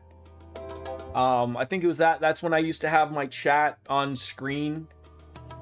As much as I would love for it to have that, I just sort of think that it just eats up, unfortunately, too much real estate.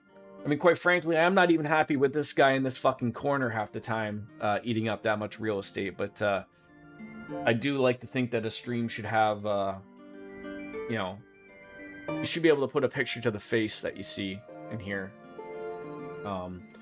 But I also don't think Twitch likes that when it's being an active part of the stream. I don't really care what they think, but phony baloney should be my slogan. Lothars, how are you, my friend? Don't forget to wave hello to Puddles on the YouTube side of things.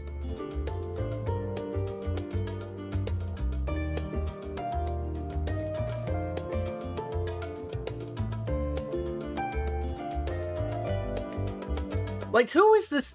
Who are they referring to when they say this Telophorai thing? Like, isn't that just like Xenos and Fandaniel? Like, why do they have a weird name now? Like, when did this exist? At what point in this game was I supposed to pay attention to understand that they just threw out this other name of people? You know, the people with the red masks and all that stuff. I thought they had names already.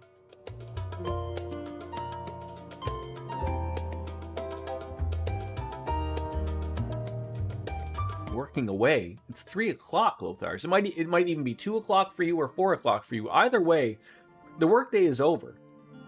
You put your feet up and you get your broomstick out and you just have it hit buttons until either the phone stops ringing or people stop bothering you, right?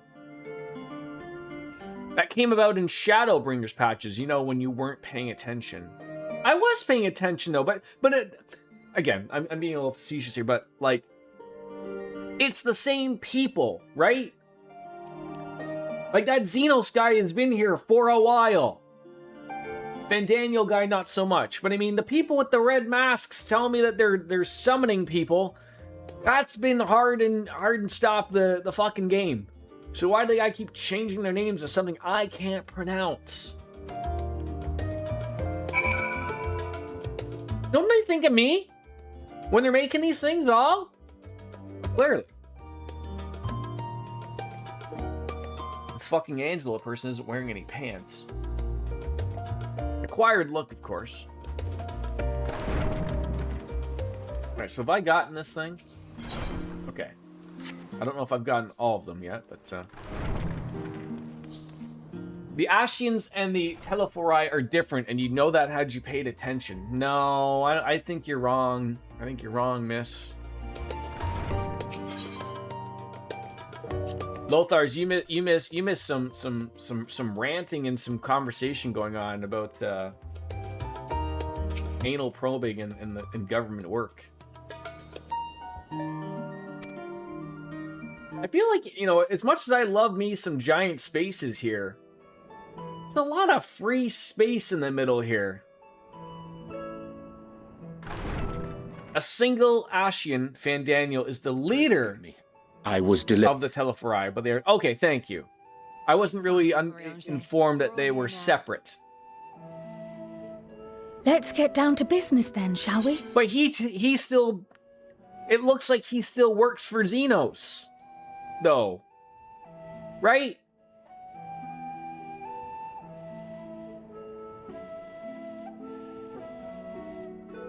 You work for I work for the Corn people. A crown corp and all government is a house. Yes, indeed.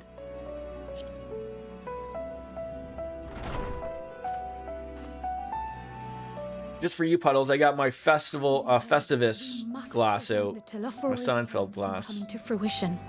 I need to turn the dishwasher on. I see two paths for gathering the information. I know he isn't an Asian, or an Ashian, ass man, but he worked. Doesn't Fandaniel work for him? Into the change which has come over Sharlayan. Not or are they just like two scheming bros? Behavior of the Forum.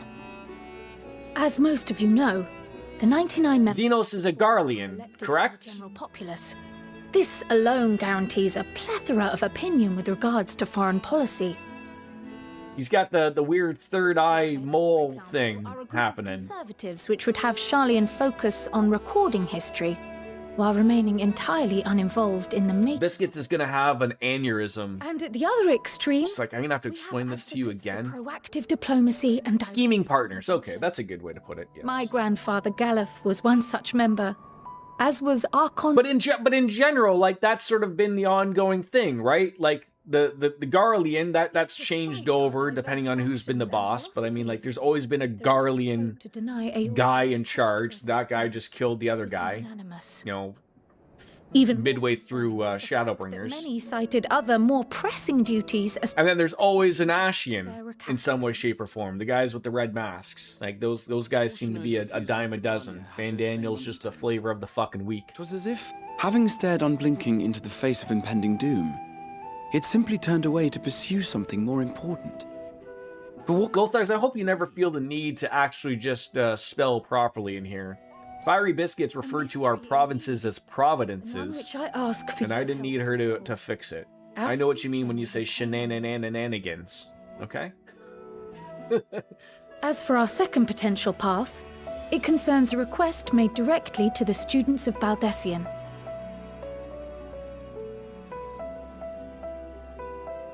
Is Providence a state, primarily to study, or is Providence a city in Rhode Island, I want to say? Mysterious relics and ruins, arcane disturbances, and... Providence, Rhode Island, that sounds about right.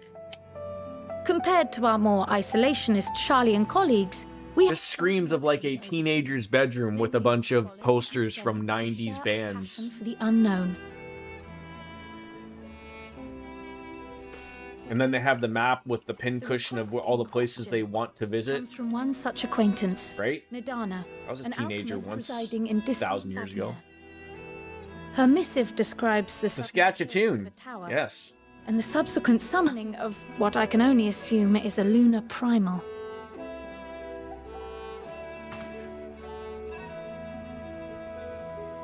I'm starting to get the feeling of why everything is on the moon here with all these lunar primals. The individual who governs the city-state has instructed the alchemists to find a means to deal with Morty.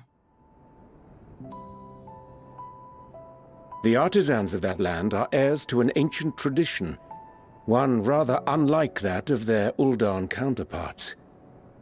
'Tis possible, nay, probable, that they have gleaned truths unattainable. You know when you realize something?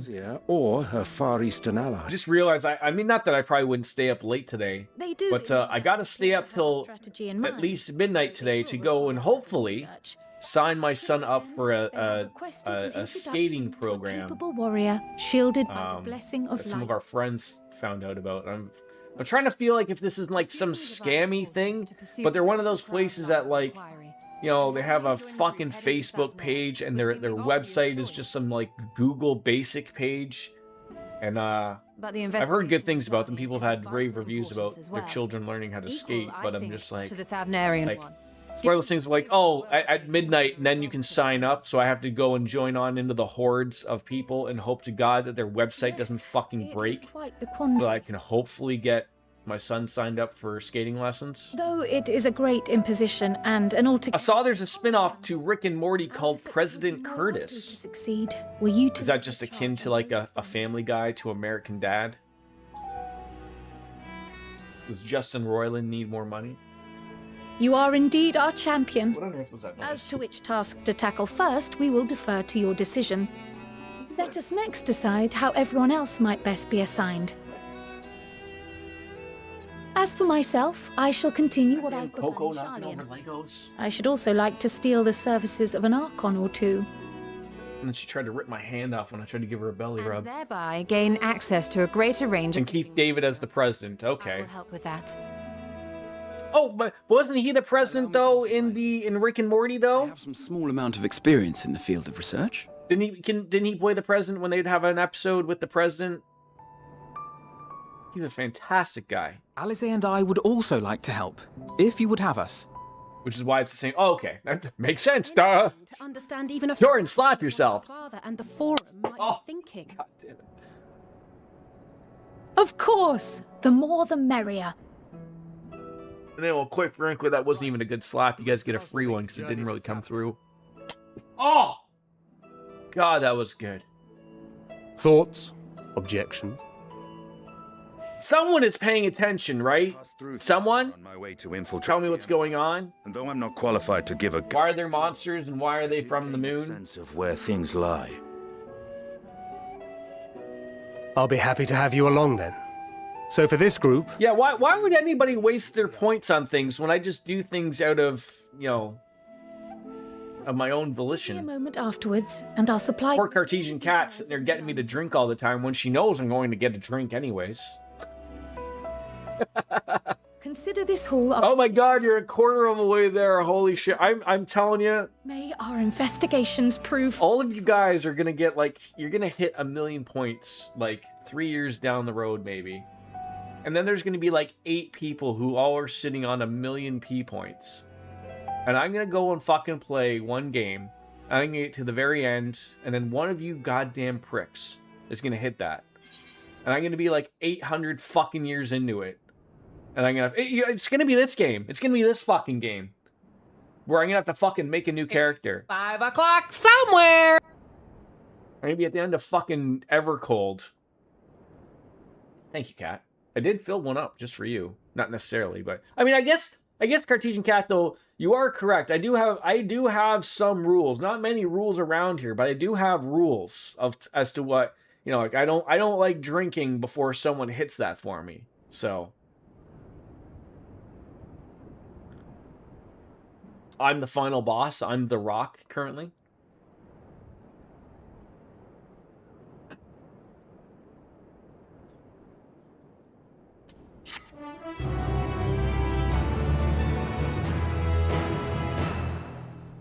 I'm very confused. Is the gear that I have? Where's my chest gear? Is that the gear that I'm opening? Should I not be opening this gear if I want to have other things? Because like that... I mean, I'm still trying to figure out. That thing I opened up... Okay, what do we have? That's a high durium sickle. Do I have another high durium sickle here? Where are all my sickles?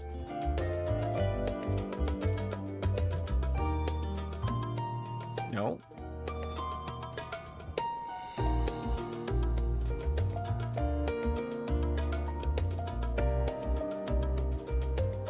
I'm just trying. I mean, again, I'm overthinking this stuff. I probably should not have to overthink it. But all my current gear is already 515, and my weapon just gave me a 5. So do I want to be even opening these coffers, or save it until I level up something else to be level 80?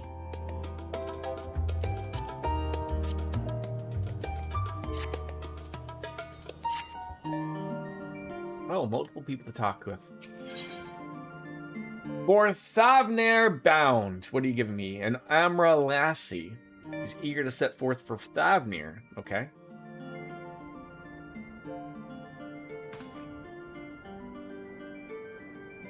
I have Kral's instructions in hand. If you're ready to set out, then so are we. Having been to Thavnair before, I can travel by Aetherite, but what are the rest of you? Another sea voyage would waste time we do not have. Kral was of the same mind and already secured the aid of the good folk of the Confluence. We'll take ourselves there. The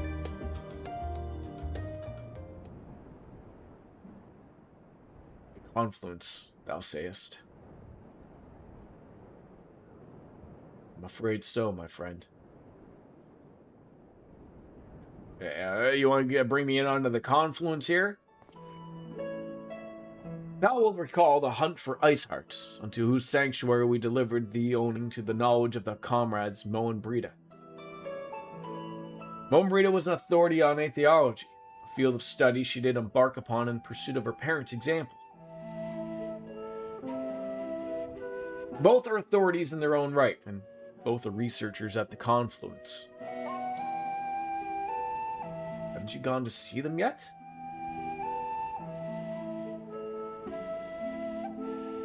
I attempted to do so earlier, but to my shame, my courage failed me at last. As it hath the many times I thought to reach out to them after sending that fateful letter.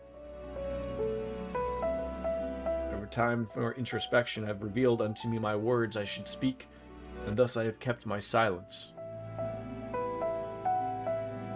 Whether you come with us, there is no choice, and yours alone. If it's too difficult, we'll manage.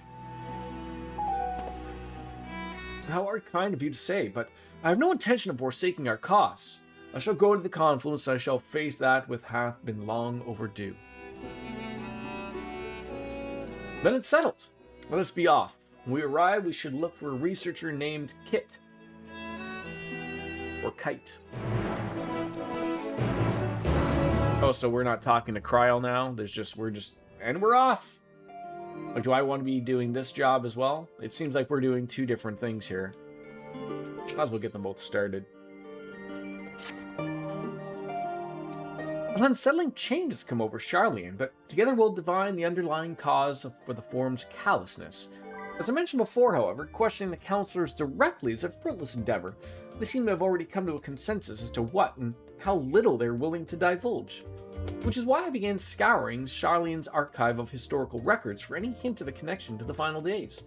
Suffice to say that the progress has been slow, and there have been so many dusty pages one can skim in a day, but now that that's the band of willing reinforcements, the search should proceed a little swifter. Let us reconvene outside of New Menin, shall we? New Menin! By Menin! Exit to the annex to the right, and you'll find the archives on the western edge of the woods. Alright, so we have a... Are they all just one... Oh, there we go. I was like, what are you doing here?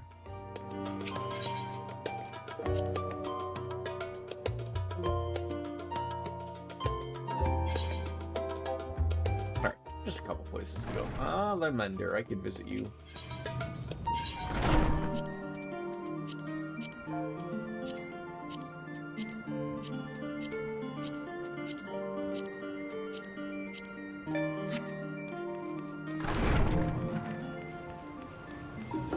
Sit on over here. And I ran. I love that the red panda just sits on my head. It's great. It's a wonderful place.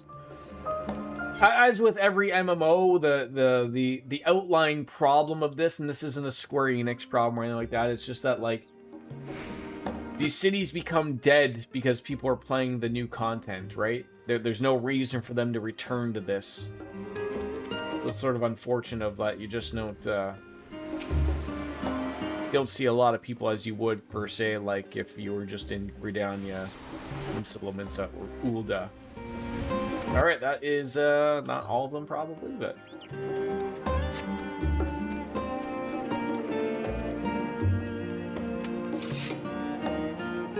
You heading up to anything on the weekend there, Lothars? My directions were easy enough to follow, I hope. In any case, you stand now before the doors of New Menin, Charlian's grandest collection of books and tomes. The building is actually only an entrance, and many of that, but the archives of New Menin extend deep beneath the surface, like the roots of a tree. The vast halls of the great Google Library pale in comparison to New Menin's endless maze of subterranean chambers. Any citizen of Charlian is free to enter and peruse its shelves, well, most of its shelves. Only Archons are afforded access to certain restricted vaults. You're just on call, so who knows? Oh, that's one of them unfortunate things.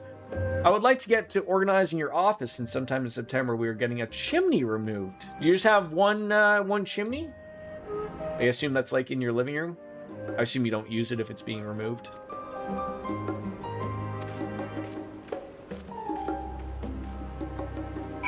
Is it just like your standard chimney, or is it a I assume it's not gas, right? Throwing a little bit of wood and call it a day.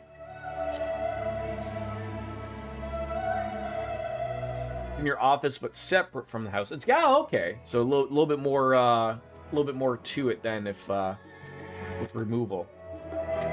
Does it just not work?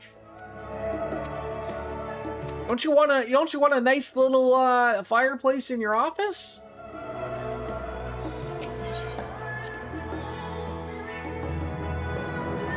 Separating from the house. You can't expect me to read these fucking books. Are you kidding me?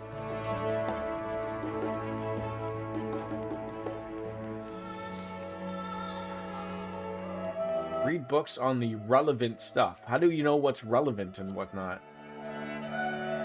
I don't want it to fall on the neighbor's house. Oh, that's more than fair.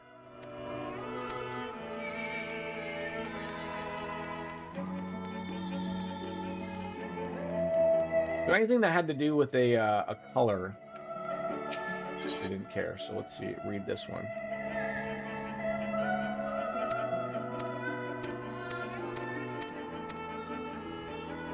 Book is on the wrong subject. Search for works which contain details on the forum or the history. Forum or history. Okay. Time Worn? That could be history. No, I'm off. I go back in on Monday morning. I just came off of night shift Wednesday, Thursday. All right. We've gotten the needed requisite books.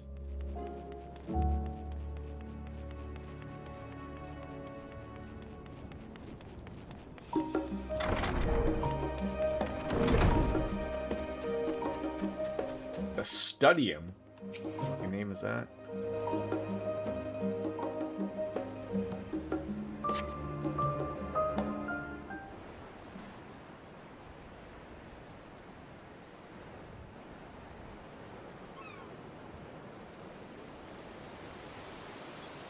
Sorry, were you waiting long?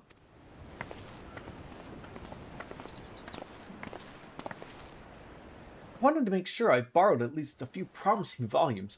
Alphnode and Krile should be along shortly. I was delayed in similar fashion. As far as I could see, no titles in the Archon stacks mentioned the final days specifically, so we had no choice but to start with the tangentially relevant tomes, if they are even that. At present, the plan is to skim through as quickly as we dare and share our discoveries as we make them. It would be nice to invite everyone into the estate, but plenty of comfortable places to read and a ready supply of hot tea. Oh, I always was quite fond of reading outside. But it's not all about the little pleasures. You miss your home. It's been difficult. After our arrival, we managed to speak with one of the family servants and ask how things were. It seems our dear father has instructed the staff that even if Alphnode and I were to return to Charlene, we were not to be allowed across the threshold. Are they part of, like, is it like a royal family that Alphnode and Alize are part of? Like, I'm trying to think of where would I see their giant castle? I assume it's there. Is this like a Prince Harry situation? We'll mend this rift one day off at a time. What of you, Graha? Have you been able to visit your family, or do they not live here in the city? My situation is a little bit more complicated. I was raised in Charlene, yes, but I was born rather further away. In the southern reaches of Islabard, in fact, generations my people have dwelt in Corvos, the coastal region opposite the island of Thavner. The Alligans founded a city in the fertile land and by ship brought in the subjugated tribes of the Mikilto to serve as laborers. Of course, the massive earthquakes of the Fourth Umbral Calamity brought an end to the Empire's reign, and when the Fifth Calamity froze the seas solid, many of the tribes still living in Corvos braved the journey back to Eorzea. My ancestors, however, chose to remain, that they might prevent the remnants of Allagan technology from being misused. Isn't Corvos under Garlean rule? For the past 50 years, yes. Some semblance of local culture remains, as is the case for most imperial provinces, but Garlemald renamed the region Locus Amonis. When I was a boy, a nearby town came under the jurisdiction of an illustrious imperial family, the nobles of House Darnus.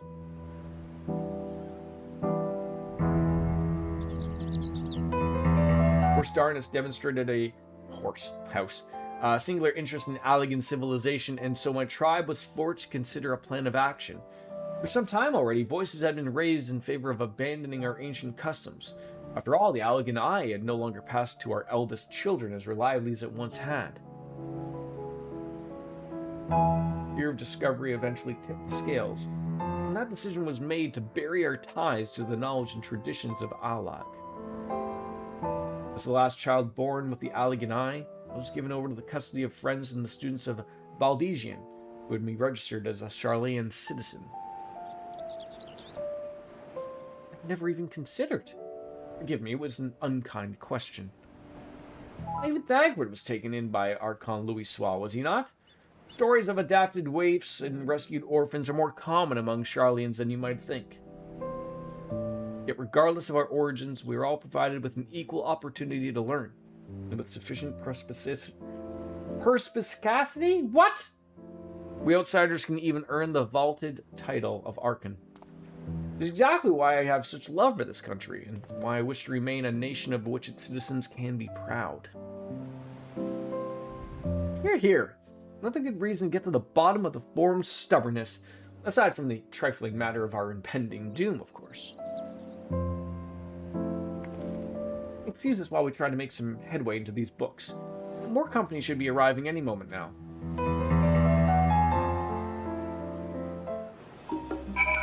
Alright.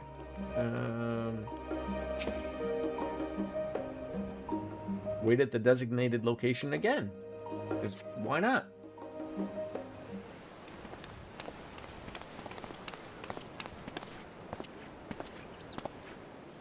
We've returned with our selections. Although I must say the pickings were quite slim indeed. Mistress Cryle had already flicked through every history book devoted to disasters, and more than a few barely made mention of them. As such, we will be looking into research papers of the umbral calamities, as well as articles written by prominent forum members. Perhaps their knowledge of the final days comes from an unexpected source. Speaking of which, can I ask you a few questions related to the final days?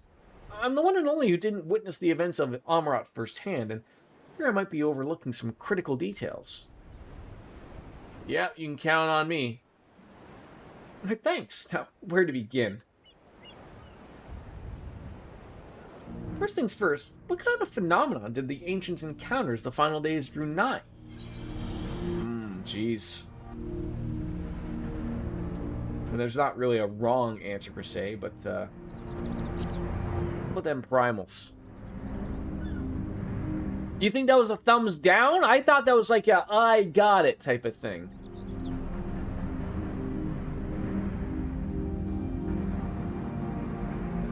Interpretation is open for the course, of course. My horse.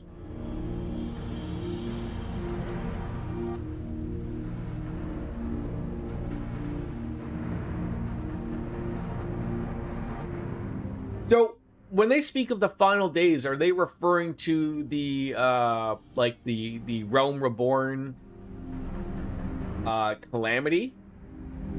Is that what they're referring to with Bahamut just raining down all hell, and then Hydaelyn and Zodiark were then summoned afterwards?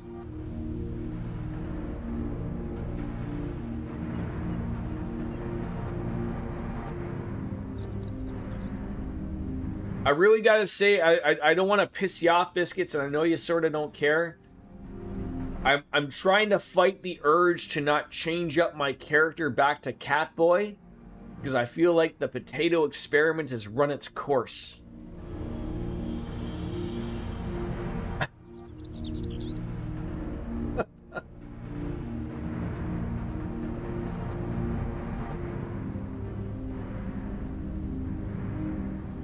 I mean, that's the way I would look at it, Puddles. I think he was just doing the, you know, the RVD thing just with one thumb. Some people don't even have thumbs. They gotta point at you with a toe.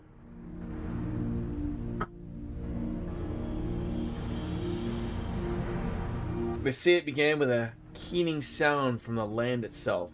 Just throw it to Alpha Node. No, I won't be that rude.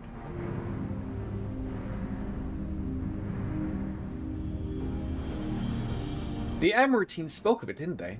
We never did hear of the sound ourselves, of course, thrust as we were in the midst of the madness. But it seems that each and every one of the catastrophes was preceded by this ominous noise. Eventually it resounded all across the star, and not even Amarat was spared. So the ground was crying out, you say? To be considered the harbinger of doom, it must have been quite distinctive and possibly quite loud. All I can think about is back when you're playing Final Fantasy VII, and you know with the Mako, and you know the Earth or Gaia, I believe it was known as. You know that you know, from the wound you could hear it screaming. Oh yeah, I think he does look good. I'm just trying to, you know, think whether I want to go back to Catboy or not.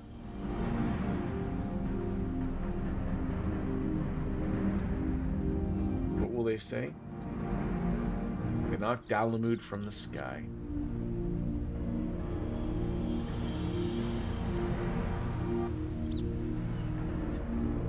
Love just getting things wrong. What did you expect me to say? They summoned Hydaelyn, I guess? Bringing down a moon of any kind would surely only make things worse. Have you dealt with a moon come crashing down, Alpha Node? They summoned Zodiark in response to the final days. I was going to say Hydaelyn, so I would have got that wrong anyways, but I wanted to see Alpha Node get a little upset. It seems like nobody really knows what happened in the days of yore.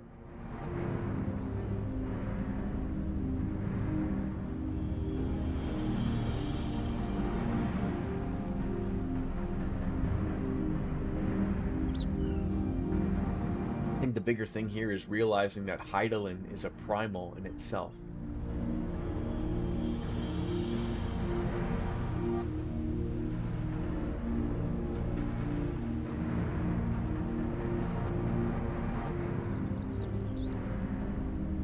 What's FFN playing nowadays, Lil Thars? Now that we got a detailed review from Kryle, so we have an understanding of the events. It does make me wonder what the Telephoroi truly mean when they speak of bringing back the final days. They want doom in construction. They want construction days of Ontario. You know, we have 2 seasons here. We have construction and winter. Are they attempting to mirror the conditions caused by unstable creation of magics? Or are they simply just using the final days of a figure of speech? I feel like that's one thing you don't want to test people on. But it's all pointless conjecture. Let's return our attention to the forum. Keep an eye out for Y'shtola, but this time we begin studying these research papers. I assume we're going to go now to the other side. Oh my god, how many times can we just keep hitting this? I mean, was this part of the option of just like you chose who you wanted to go with and then they're just going to keep coming back with me with more lore drops? I don't think so.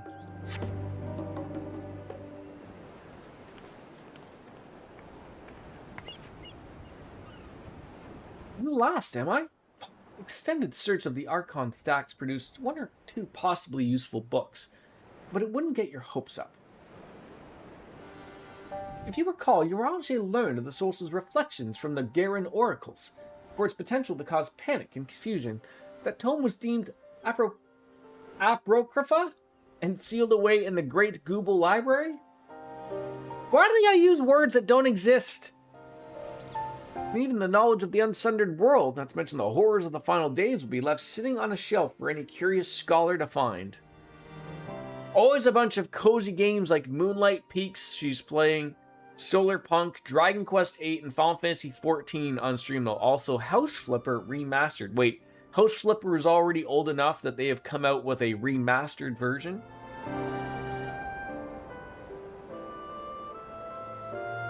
How's baby cart puddles? Discord tells me all.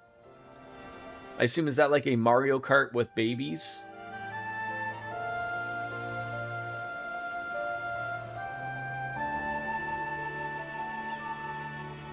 I mean, I guess I can say my next game that we will play after we're finished with Daybreak, we're gonna play Yakuza 5. It's been a while since I played a Yakuza game, or Yakuza.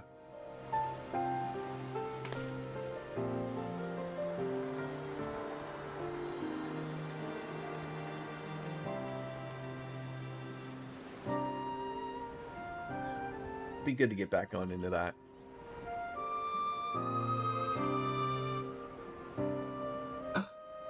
We labor for what feels like as an age. Alright, so we're all done there. So now we can hand that in with Cryle and then head on over and speak with Kite. We look exhausted? I assume House Flipper is one of those, yeah, like as you said, a bunch of cozy games. Like, just hits the spot, right? Oh god, you have another quest here? Alright, let me grab this one from you. Like a power wash simulator, if you will, right?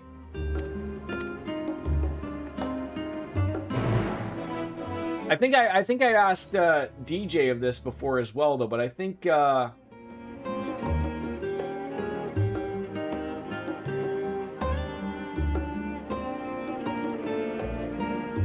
I remember reading this myself when I was looking at like how long to beat. I think Yakuza or Yakuza 5 is the first sort of like longer Yakuza game. Like every other game was about like what, maybe 30-ish hours, give or take. This is the first one that's more of like the 50 to 60 hour mark. Jordan Multiplier, of course, we might be looking. Oh. I feel like when I talk, I'm talking too quickly. I'm getting too much air in, and it's causing me to, like... I just need to slow down. It's very hard to do.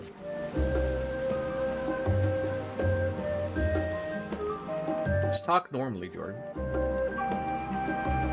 But it's that first game that's really sort of sets apart of like, okay, now we're gonna be some slightly longer games now.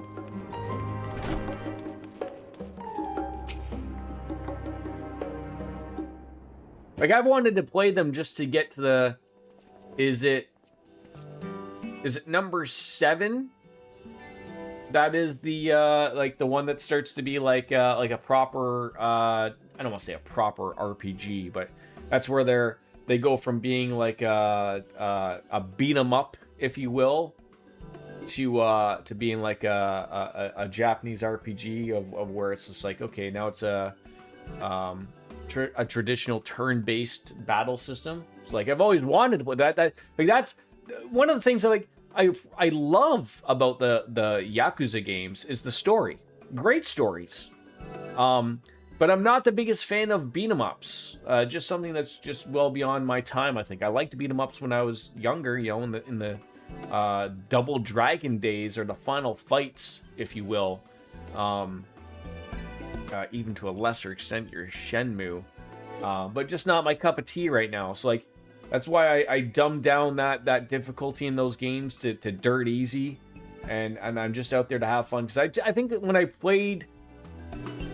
Oh, I'm trying to remember what the very first one played. It was Yakuza 0. I think I tried it on normal, and I was just like, I think like the first boss fight, I was like, oh, like I don't want to keep doing these fights all over again. Like I'm not interested. Like I'm here for the story. I'm here for a particular reason, you know. So that's it. So I had them, or I don't want to say I had them. So Y2 Cloud, Luigi with a squeegee. He let me borrow, I think it was Resident Evil 7. I gotta give them back to him. I mean, they're his fucking games. I mean, I don't even play them. I don't even have my PlayStation hooked up over here. But he lent me that and all the Yakuzas, the remastered collection, and then 4 and 5. And so my intention was back then was to just play them and then give them back. And then I was like, ooh, it's been a while since I played it. So I picked them up on the PC. I think I got 5, 6, 7 currently right now, I believe, or 5. No, I get 5, 6, 7. I did buy that because the 7th one was the 8th one is the new one. I'm waiting for that to go on a sale, and we'll buy that one. But yeah, so I've got them all on Steam now, so I don't need to play them on the PC. But the problem is with the PC now, and I completely forgot about it when I bought new monitors, 1440p, 2K resolution and a better, like, so I was just rocking some 1080p 60 basic bitch monitors, so I never realized my my capture card is only 1080p 60 max. Not that that's a problem, but the problem is when you hook it up, unless maybe I'm missing a setting, like what I'm trying to think of, like I'm trying to think if there's a setting that I'm just maybe missing. Because when you play via a capture card, the capture card shows you the current content. And I'm trying to find a way of, like, there's got to be a way for it to work of, like, spitting it back out to just 1080p 60. Because that's what everyone sees right now. Like, even though I'm playing a PC game, I don't have the hardware for me to show you guys a 2K stream at 60. You know, Twitch is, you know, and YouTube are very hard with bit rates to really show a 4K or a 2K stream at 60. So, you know, almost everyone, even the people with really good hardware, just dumb it down to 1080p 60. So that's not the problem. But the problem is when I go to play my Switch 2, which is 2K, I know that they just updated some things with a handheld mode. And I think the handheld mode dumbs it down, like, for old games, like, you know, Lothar's for the Xenoblade games when we want to play them. I think there's a way to play those in 1080, but at a higher frame rate than, say, running at 2K or 4K at 30 frames. So I might have to still just dab around the settings and maybe figure it out. Because, I mean, I really don't... I really don't want to buy another capture card when the only system I have is a Switch 2. Like, it made sense for, like, you know, when I was using it for the Wii U, the PlayStation 4. I was going to use it for the PlayStation 3 before realizing that the HDCP was not updated and you could not even have it work. But I'm done with consoles. So, like, I don't know if I really want to buy a 4K 60 frames capture card at $400 or $500 when probably for the past 2 years, almost the majority of the games I'm playing are PC games, right? Like, there's no, like, problem is there's almost no need for a capture card, but, you know, Nintendo being Nintendo, they're not going to put their games out on PC, so I still need to find that, that happy medium. I might just have to dumb it down to 1080 and work with it that way and get used to it. I'm already attuned to the crystal in Thavnir. You are? Oh. I would have preferred more tests. I would assume what you mean by being so involved to get the platinum is, I mean, as DJ sort of mentioned, like, I have zero interest in doing the side quests in Yakuza. Like, I mean, that really will elongate that game to a 100-hour plus experience. I'm just there for the main story. I think it's cool, but I have no interest in walking around town, doing the karaoke, doing all those other things. It's just, they're cool. I'm glad they're there for people who want to play them, but I'm not interested, so, but I'm assuming there's a lot of parts of that you have to do to get the platinum, obviously.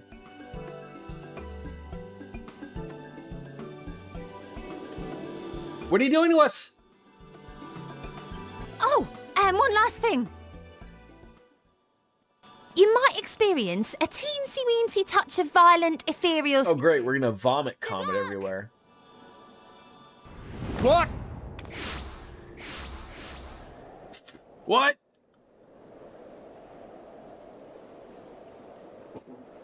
Oh. Careful you don't shit yourself, Jordan.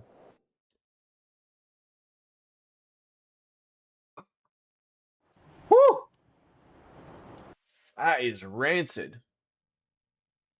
I'm gonna Dutch oven myself here without the blankets.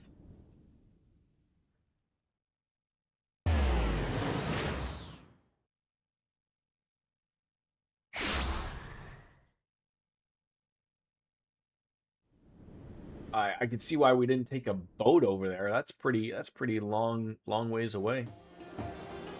Look at this tropical paradise. The city-state Rads at Han. Rising from the nice beaches of the Bounty, this Isle of Plenty serves sign me up ground for a conflict between two peoples. Their cultures bled into one another until a unique amalgamation was distilled from the chaos, in a process not unlike their precious alchemy. That is 4 o'clock. Fuck, I gotta do some grocery shopping still. Once solidified as a single nation, an adamant stance of neutrality. Morty! Invaders at bay. For a time. I mean, I feel so bad. I know I didn't really accomplish a lot today, but I feel like now across this time escaped me. Creeps a fog of malice. What choice do you have? Is this that sickness coming in?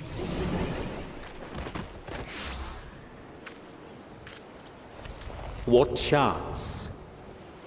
Pretty typical. I should have woke up earlier, but I was so fucking exhausted from work though. Oh. Against such an insidious foe. Who's making us sick here, man?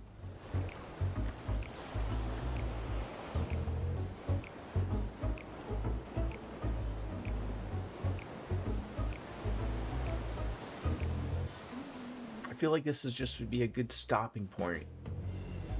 Oh, we've all been there. Haven't we?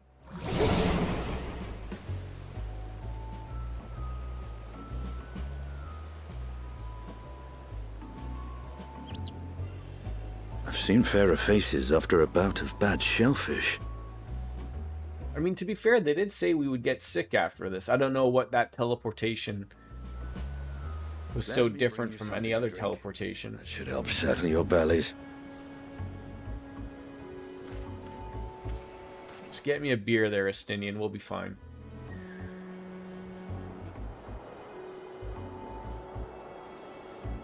There was a note with Kryle's instructions.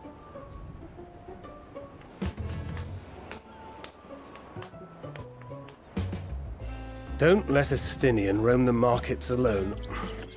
He's alarmingly bad with I'll be right back, sorry.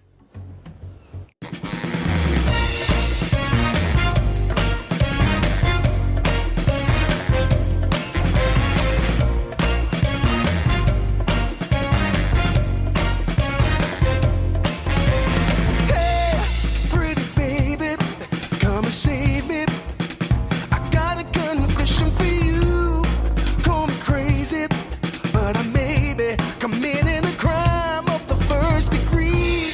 I'm not pretending.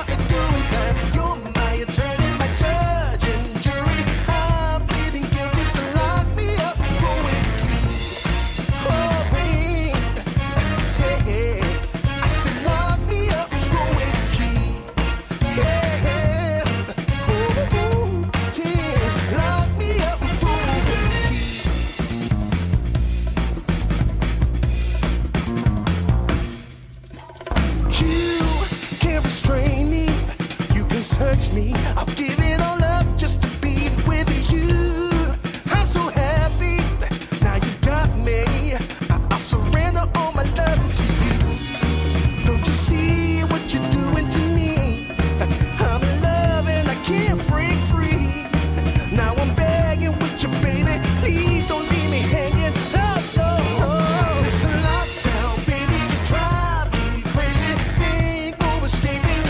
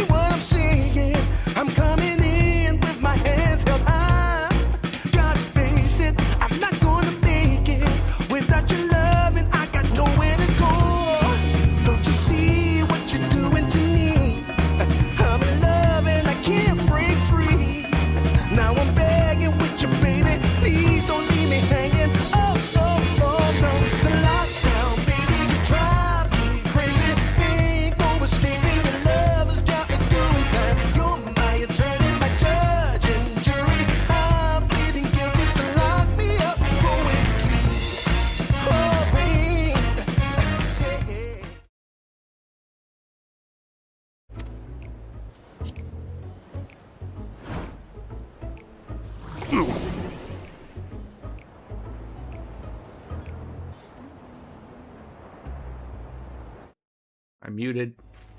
Got muted. Stop! Why can't you cooperate? So these cats are bothering me. Will we be able to reach Estinian in time? Am I drunk?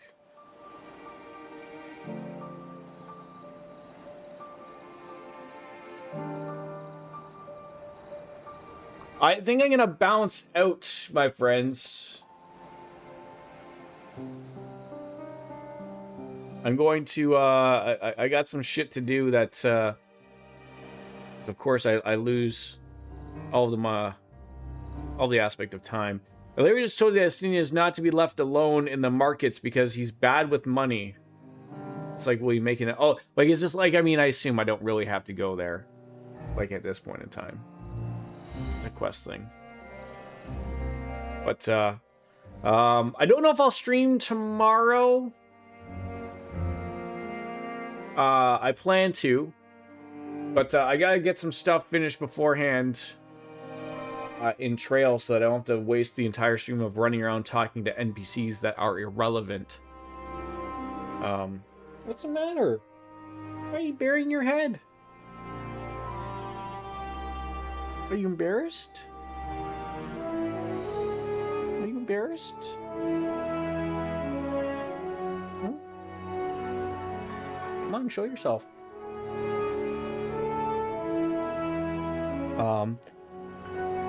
I promise we'll figure out better timing of playing this visits.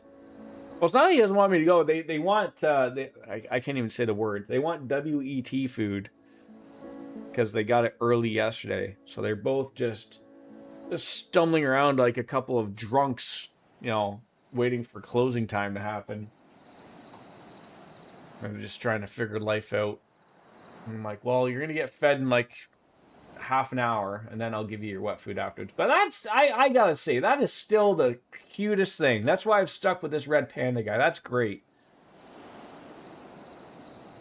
That is wonderful. Look at that little guy. He knows what he's doing. So like I said, according to DJ, we still have probably is two-ish streams left of Trail Through Daybreak.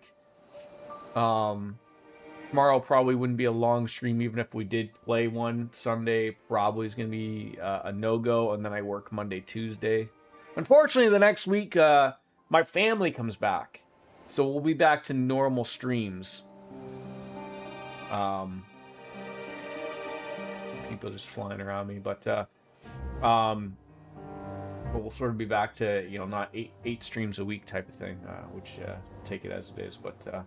I thank you all for coming on in. It's tough. It's tough to stream after a night shift. I will get to Neptunia 3 eventually. You know, probably, and give or take at least within the decade. I guess you could say, Puddles. It's on the docket. I have so many games on the docket. That's the unfortunate thing. I just feel like I'm hitting like that, like, even though I slept long enough, I'm still fucking exhausted. And like I said, I gotta stay up to go and see if I can get my son into skating at midnight today. So I don't know why places do this shit, but well, that'll balance out. We started Endwalker. We got on into it. Yakuza 5 is next. There's games to play, people to enjoy. Ladies and gentlemen, I'm sorry we didn't accomplish a lot today, but we did talk about the American government, which is always a positive in my eyes. So, ladies and gentlemen, I'm going to bounce out and say goodbye and good night. Timing's been great 2 days in a row, biscuits. Don't fuck it up later, taters. Bye-bye. Skating at midnight for kids? No, I guess the way that the website works is that, like, they probably just turn on to sign up at midnight. So it's not skating at midnight for kids, it's the sign up that happens on the 15th. So I've got to get onto this stupid website on the 15th and hope, I don't know how many people they take, so I gotta hope that I don't fuck it up. It's like buying tickets on Ticketmaster. I don't know. We'll figure it out, hopefully. But my son. So we signed up my son. Sorry that we didn't really end the stream. This is just fucking par for the course here. Story time. So last year, or I guess a little bit of I guess of this past year, we had signed my son up. Fuck English. We signed my son up for a program called First Shift. And it's a program that gets young kids involved in hockey. And it's designed in purpose to be not overly expensive. Hockey is very expensive here in Canada. You know, all in with ice times and getting kids equipment and whatnot. But its design is to get kids interested in the sport of hockey, getting them ice time, getting them all of the gear, and I think it was like 10 times on the ice for a good cost. I think like in the end it was give or take maybe $300-400. But he got all of the equipment to play hockey and ice time. And as great as that was, he's got himself some hockey equipment, which was all good stuff, and he's ready to go. The program, unfortunately, in my eyes, didn't really wasn't able to nail everything. So the problem was, like, you know, at the very beginning, you throw out, God, I felt like there was at least maybe 60 kids out there. There wasn't enough coaching out there. And I feel like it was poorly designed from a parent perspective. So, like, you know, the first couple times, they're just sort of really ramping up, getting everyone like, hey, everyone, you know, everyone listen. Get everyone to, like, just do a few laps. Let's get an idea of where everyone sort of is as to whether or not can your kid even stand up? And so we had taken my son skating a couple of times, you know, and he knows to stand up and he can get that, but, you know, he needs some work. And so this progressed into, like, where the program was like, okay, we're gonna, you know, they learned very quickly, like, okay, there's a group of kids who know how to skate, and so, like, you separate them and go, like, okay, let's start teaching them hockey immediately. And then they have this other half, a group of people who you know, they need to work on the basics. They need to understand of the basics of skating, which was where my son and many other children, like probably 40 of them of the 60, needed to get the basics down to skating. And the program was designed of, like, get your child into this if they have no idea what they're doing. Like, that's, I was like, okay, like, yeah, like, how bad could this be? He at least knows how to stand up on skates. And then it quickly developed as we were there of, like I said, there wasn't enough coaches or staff on hand to deal with the amount of kids. So they sort of really went into the line of, we're just going to focus on the hockey kids. And so you had a group of literally 40 kids who are standing around trying to skate, stumbling around on the ice with, like, 2 adults of trying to get them to figure out what they want to do with them. When you have this other group of kids who are like, oh, we're going to learn how to deal with a puck. And I'm like, oh, this isn't really what we thought the program would be. So we stuck with it. He liked it. So afterwards it was done. I mean, you know, we asked him, like, oh, because their push is to get kids into hockey immediately.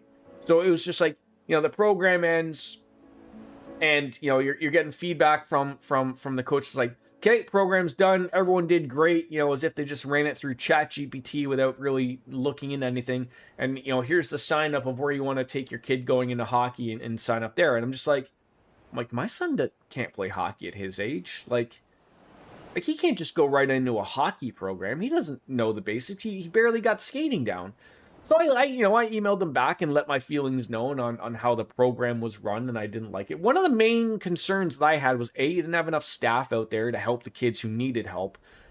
And you had a bunch of kids out there, literal kids, like we're talking like you're 14, I'll say high school kids. Here in Ontario, when you go into high school, you have to do, I think it's 60 to 80 hours of community volunteer service. And so, like, that can really loosely be based on anything. So what happened was is that you get a bunch of these 16-year-old kids who got told they could get their volunteer hours if they came out and taught these kids how to skate. Spoiler alert, as you can know where this is going, the 6 kids that they brought in to help with the children couldn't give a rat's ass. They skated around on their own, shooting pucks on their own, fucking hot dogging. They weren't helping anybody.